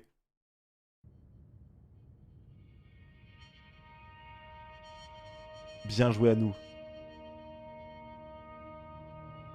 Blackness and a rising chill of uncertainty. Was it over? Yes. He had won. He had defeated the machine, unshackled himself from someone else's command. Freedom was mere moments away. And yet, even as the immense door slowly opened, Stanley reflected on how many puzzles still lay unsolved. Where had his co-workers gone? How had he been freed from the machine's grasp? What other mysteries did this strange building hold? But as sunlight streamed into the chamber, he realized none of this mattered to him, for it was not knowledge or even power that he had been seeking, but happiness. Perhaps his goal had not been to understand, but to let go. No longer would anyone tell him where to go, what to do, or how to feel. Whatever life he lives, it will be his. And that was all he needed to know. It was perhaps the only thing worth knowing. Stanley stepped through the open door.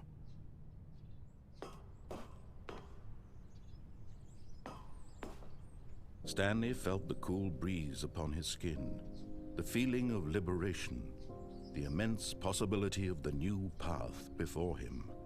This was exactly the way, right now, Nickel. that things were meant to happen.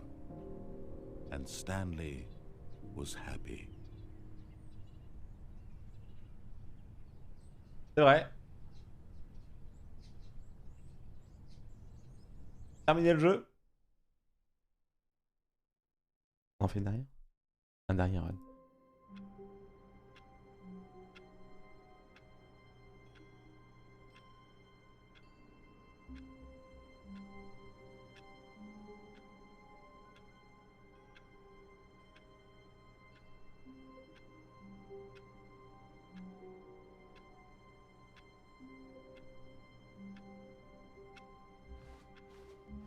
All of his co-workers were gone. Oh, please.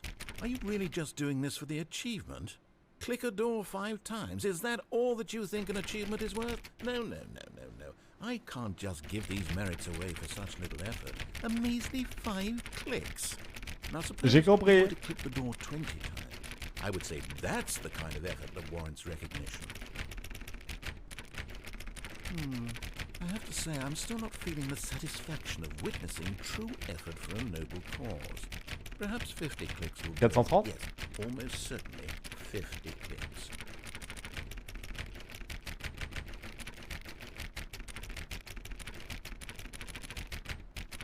No, I'm still not feeling it. I want this achievement to have meant something. It has to be a true reward for valiant effort. I want to see some hustle, Stanley. I want to see commitment, a willingness to go all the way, no matter what the cost. Why don't you go put 20 clicks into door number 417? Oui.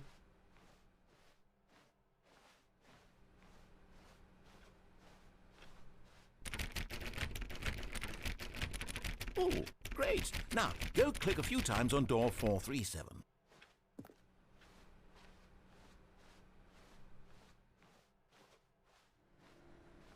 Excellent. I think we're getting somewhere. Now, door 415. Let's give it 10 clicks or so.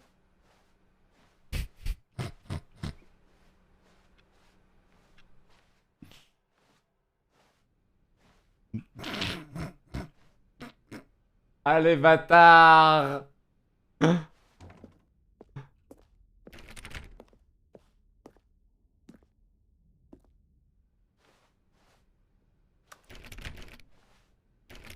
Now, back to door number 437.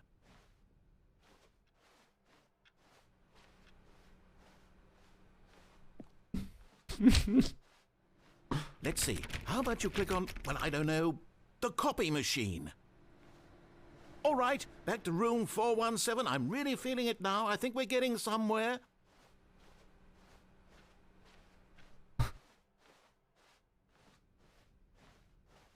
Merde. Elle est où? Okay, now go climb on employee 419's desk. Pas. On veut pas. D'ailleurs, je sais pas où il est là.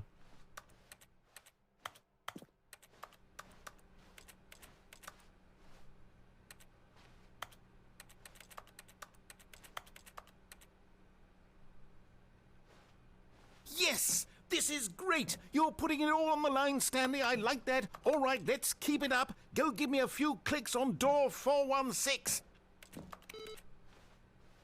Let's go. 416, c'est là-bas.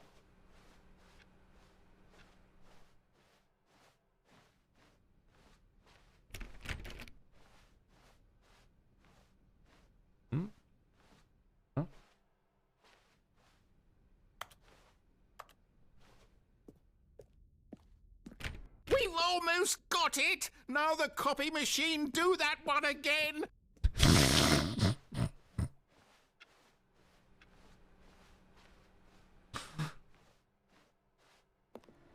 Finish it off, Stanley! 5 clicks on door 430!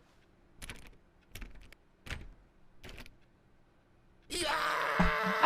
We did it! Oh, wow. That felt amazing. Oh, you really earned it, Stanley. Nothing could hold you back. Yes, I'm very proud of how far we've come today. Just think, only a few minutes ago you believed an achievement was worth 5 little clicks. Really now, what were you thinking?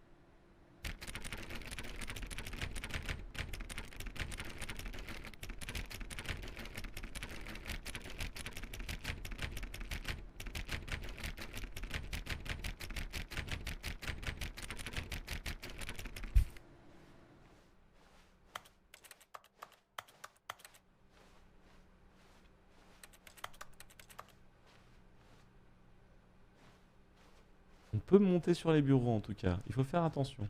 Il faut faire des bails. New content? What the fuck?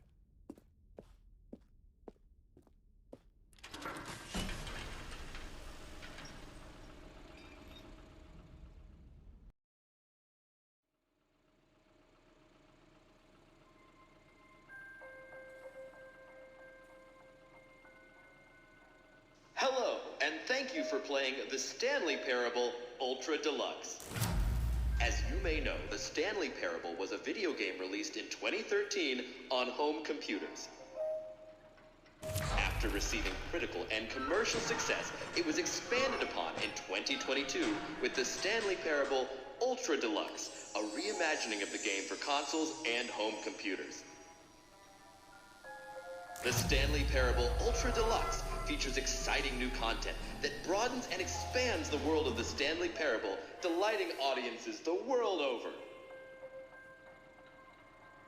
Please, step inside and see what thrilling new adventures await in the Stanley Parable Ultra Deluxe. Oh, well, this sounds delightful. I'm very excited to see the thrilling new Ultra Deluxe content.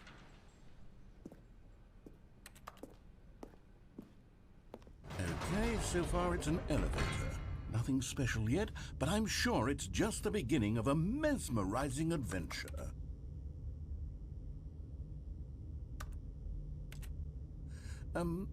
Is it broken? What's going on here? Should we be moving somewhere or... Oh, there we go.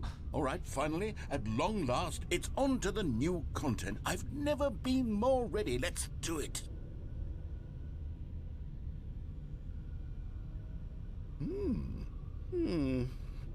I have to say, initial impressions of Stanley Parable Ultra Deluxe, mostly tedious. It's as if Oh, okay. Let's see the content. Give me the content, Stanley.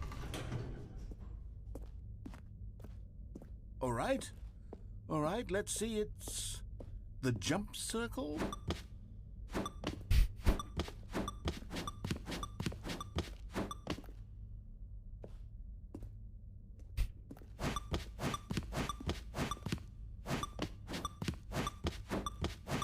Oh putain.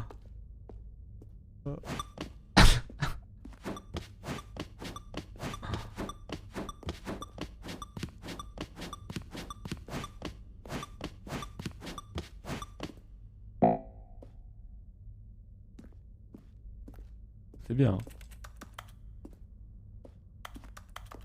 Ah, c'était bien comme nouveau contenu. Is that it?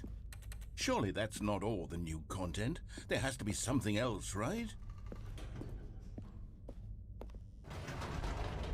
Goodness, another elevator. Stanley, I have to say, initial impressions of this game are not positive. It's just elevators and jumping. Is this what passes for exciting new content? If this is new content, then I'd just read you the whole dictionary. There's 20 hours of new content right there. Hell, I could count to 30 trillion. You could put that on the box. The Stanley Parable Ultra Deluxe, now with over 1,000 hours of new content. And oh, wait. There's more. Very good. Yes. I knew there had to be something else. Let's see it. I'm ready for whatever it is.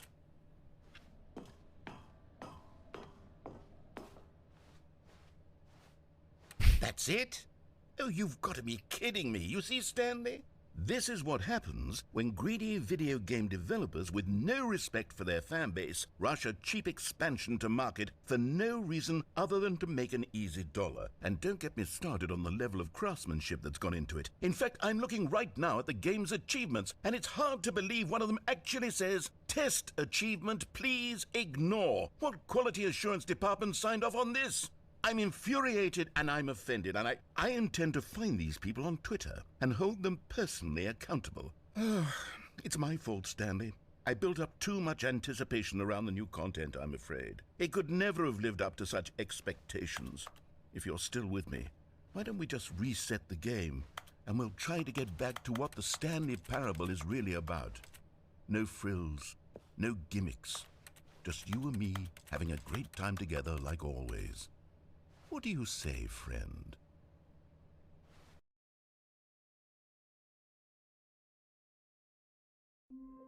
Allez, une last. Une last parce que c'est nouveau là.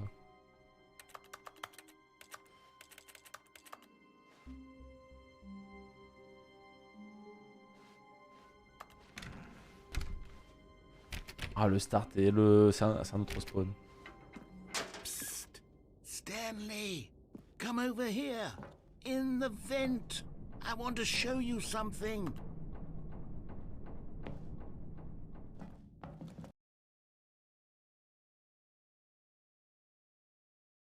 What the fuck? Okay, you remember how cheap and unsatisfying the new Ultra Deluxe content turned out to be? Well, it got me thinking about the past and how much better the Stanley Parable used to be. So I made something special and tucked it away here where the game's developers won't find it. Just our little secret. Take a look. I call it the Memory Zone.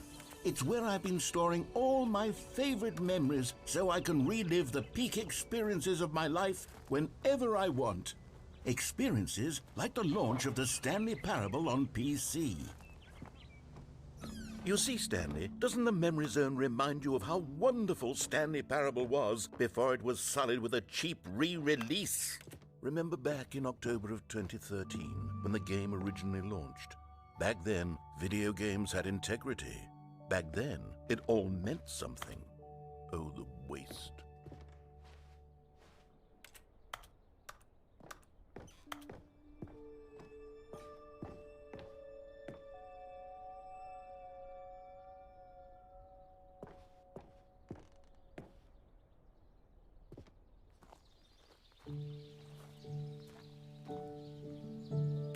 Oh no, Little Stanley!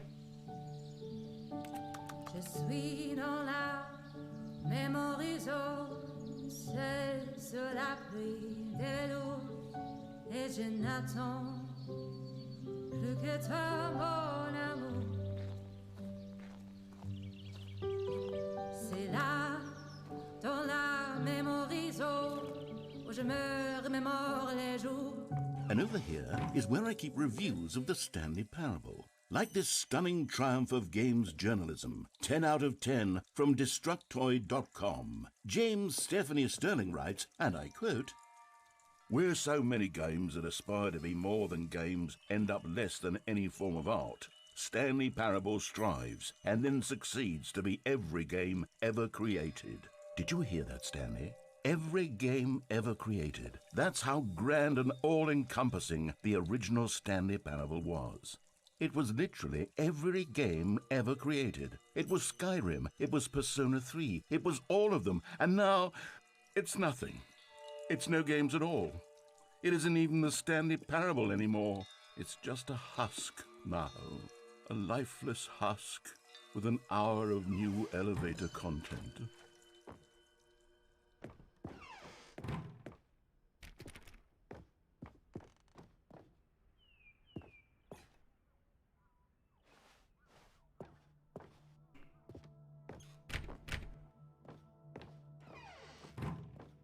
Here's another moving passage, this time from GameSpot.com.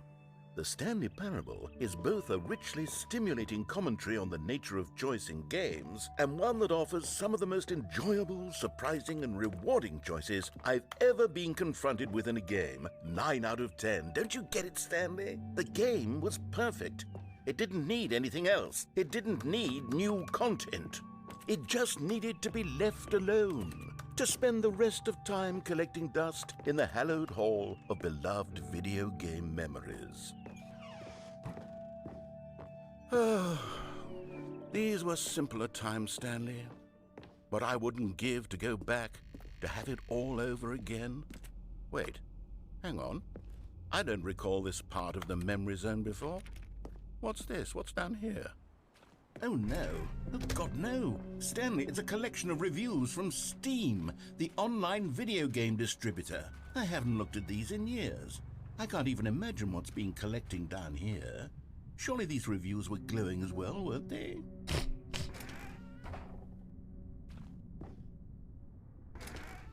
Honestly, I could not be bothered to play this game to full completion. The narrator is obnoxious and unfunny, with his humor and dialogue proving to be more irritating than entertaining. Unfunny! I'm not trying to be funny. I'm trying to make a serious work of art. I suppose I could write up a handful of gags to insert into the Stanley Parable, but the game is already such a densely layered web of profound philosophical insights that I can't even imagine where I'd have the room to Bonjour stick Moses. them. Je vais bientôt aller me coucher. On en faisait une dernière. On se laisse guider. On va à contre-courant. On regarde, on voit. Okay, let's see what this one says. Well, the idea for the game is good. For someone who prefers non-linear games, this preachiness gets annoying fast. Preachy? Stanley? I'm not preachy, am I? You can tell me if I'm preachy. Honestly, you can. Oh, goodness. This is actually quite shocking for me. Well, to be honest, I had always thought of the game's dialogue as being rather terse to begin with. You can't know how much fluff I cut from the game to get it to feel as light and airy as it... Well, I always thought it did. But maybe it wasn't. Dear, what an awful memory to have to hold on to. These black marks on my otherwise unimpeachable track record. I feel like a failure. Like I let these people down. Perhaps the Stanley Parable isn't quite as sterling as I always remembered. What's this one got to say? You constantly have to stop doing anything so the narrator can catch up with his long-winded explanations of what's happening. I wish there was a skip button. A skip button? well, yes. Yes, I think we can do that. If I'm truly too preachy, then maybe letting you skip ahead for just a moment, surely it couldn't hurt. Not if it means we can strike these negative reviews from the record. Only positive reviews of the Stanley Parable. That's my motto today, and it's always been my motto. I'd do anything for the customer, Stanley. Yes, a skip button we shall have. And here it is. Go ahead and give it a shot. I'll pop you forward in time so that the second my incessant droning starts to bore you, with just the push of a button, you'll have zipped right past it. It's what the players have been asking for, and I'm very proud to have delivered. No more listening to me rambling on and on and on. No. The Stanley Parable is a game for the people, and if the people want silence, then by goodness, that's what they're going to get. Well, don't sit around waiting for me to shut up. Go ahead and make me shut up. Here, we'll pretend that I've just begun an interminable monologue, and it goes something like this.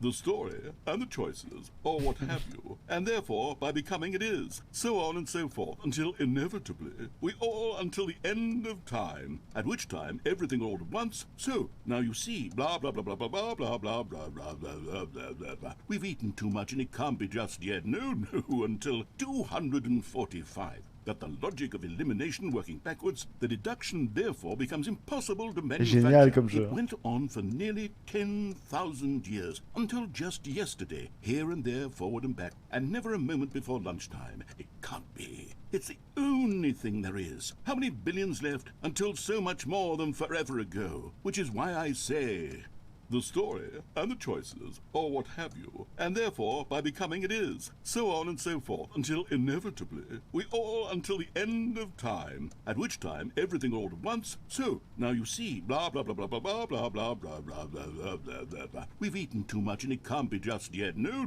until 245. That the logic of elimination working backwards, the deduction therefore becomes impossible to manufacture. It went on for nearly 10,000 years, until just yesterday, here and there, forward and back, and never a moment before lunchtime. It can't be. It's the only thing there is. How many billions left until so much more than forever ago? Which is why I say, the story, and the choices, or what have you, and therefore, by becoming it is, so on and so forth, until inevitably, we all until the end of time, at which time everything all at once, so, now you see, blah blah blah blah blah blah blah blah blah blah blah blah blah blah blah. We've eaten too much and it can't be just yet, no, until 245. That the logic of elimination working backwards, the deduction therefore becomes impossible to manufacture. It went on for nearly 10,000 years, until just yesterday, here and there, forward and back, and never a moment before lunchtime. It can't be. It's the only thing there is. How many billions left until so much more than forever ago? Which is why I say, the story, Chaton vient de me dire, il a l'air éclaté au sol ton jeu.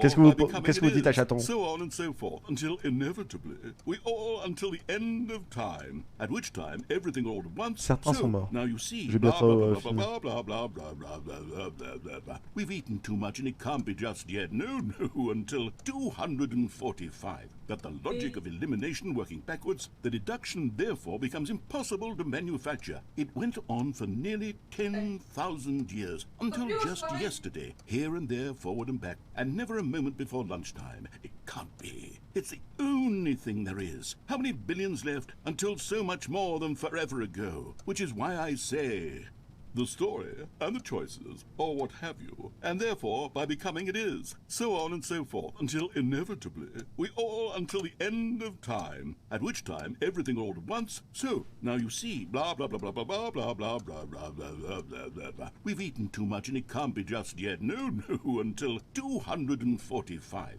That the logic of elimination working backwards, the deduction therefore becomes impossible to manufacture. It went on for nearly 10,000 years, until just yesterday, here and there, forward and back, and never a moment before lunchtime. It can't. Oh, you're back, you see. You were only frozen in time for a few minutes, but it was plenty of time for me to deliver a long, rambling monologue full of unnecessary verbal flourishes and lengthy ruminations on the nature of choice in video games. Of course, I happen to believe it was perhaps one of my more profound such ruminations. Not that, of course, you need a description of it, but if I had to describe it, I'd say it was perhaps less of a rumination and more of a treatise. Or maybe a manifesto. Look, I'll outline it for you very briefly, and you can tell me what you think. Okay, so my theory is that any choice you've ever made is simply a series of choices made by the person who you are, or were, or will be at the time of having made said choice. That is to say, if by articulating a choice you've already made, you bring that choice into being, then by making no choice and saying nothing, are you not simply erecting in the sanctuary of time a monument to every person you've ever been, making every choice to which you've ever given your great gift of mortal and yet timeless thought? Or rather, do all of the choices you've ever made, in fact, make you more not this kind of person, and in fact do the very opposite? You see, it could in fact be both of these things at once, that you are both making choices and not making choices, and that they are both affecting you and not affecting you at the same time by virtue of the fact that you both are and are not making them.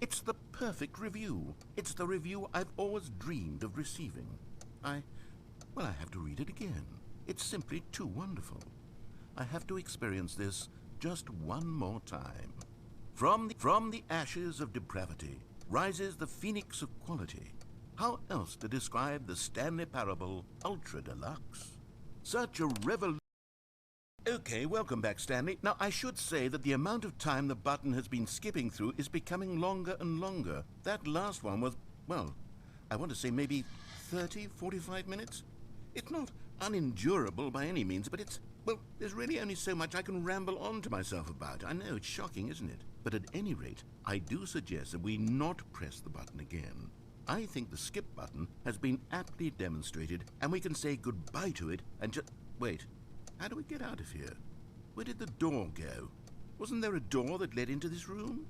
I do feel quite certain that there was one here before. How else would we have gotten into the room in the first place? I don't think one can enter a room without a door of some sort, or a window or something like that. Do you see a window anywhere? A porthole? A sufficiently large crack in the wall? I'll take any of these. All I want is for us to move on and to please step away from the skip button, to go anywhere other than the skip button. There was a door here before, wasn't there? I swear there was. Where did it go? Can you maybe just ram your way through a wall? Is there any possibility that you could, say, slam your body into the... Stanley! Stanley, please don't push the button again. It's been 12 hours. You've just been frozen there. I don't know why the skips are getting longer, but they're really, truly getting longer, and my God, there's no way out of the room. Stanley, the door is gone. It's completely gone. I've looked at it from every angle. I've checked every one of those walls 1,000 times. And there's no door, Stanley. There's no door. There's just you and the button, and if you keep pressing it, I have no idea what will happen. I have no idea how long I'll be made to sit here, and more than anything else, I don't know how to stop you from pressing the button again. I can't control anything in this room, Stanley. I can't touch it, and I have to believe, I have to know that sooner or later, no matter how much I plead with you... Oh, Stanley, you're back. You're back. Oh, my goodness. I have someone to talk to again. Stanley, I think it's been a week. Or 2 weeks. I've been sitting here all that time. Just sitting here. Not a single person to speak with. And you'd think that that's just how it's always been, right? Me talking and you saying nothing. Would you think that it's exactly the same as always? Doesn't that feel like what we've already been doing? Me just talking? But it isn't, Stanley. It isn't the same at all. It isn't even close. Because I know you can't hear me once you push that button. That's what I'm realizing now, Stanley. I'm realizing that I needed to know that someone was listening. I needed there to be a vessel through which my words were moving. It was the vessel I needed, Stanley. Not the outcomes, not the story. None of that matters anymore. I'll give it all up. I'll give up every branching path. I'll burn my story to the ground. One single thing I need, and God, I can see now that I need it more than anything, is to know that someone else is taking it in. These words that I'm saying, I need to know you can hear me. Because maybe, Stanley, maybe, if you can hear me, then maybe it means I'm real. Maybe I'm not just a fiction. Was I scared of that all along? Perhaps, yes. Perhaps I've been scared this whole time, that if I stop speaking, I'll slip backwards into the silence and be consumed by it. I can't be taken by it, Stanley. I can't lose myself in the stretch of emptiness between you and me. When you press that button, you're still right there, but I know you're so tremendously far away. And in those moments, the emptiness folds itself outward in between the two of us, and I am suspended in its unyielding quietness. I can feel the edges of my reality curdling inward and decaying. I can tell that I am becoming less and less real. Yet to speak to you now, I am alive. I am truly and completely here. I am a being. I am someone. I am something. I am being listened to. I am being recognized. The emptiness between us has collapsed, and I feel right now like I am not a work of fiction. I feel as though I occupy space in this world again, and I have cast a shadow onto the wall. You see what I'm saying, don't you? You can see what this means to me.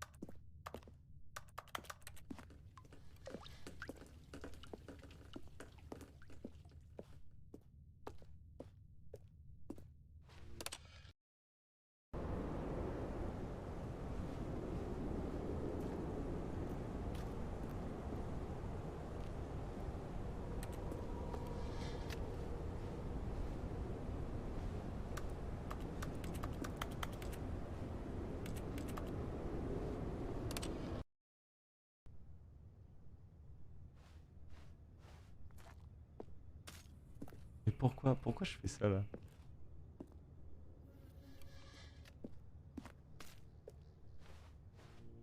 C'est trop bizarre ça.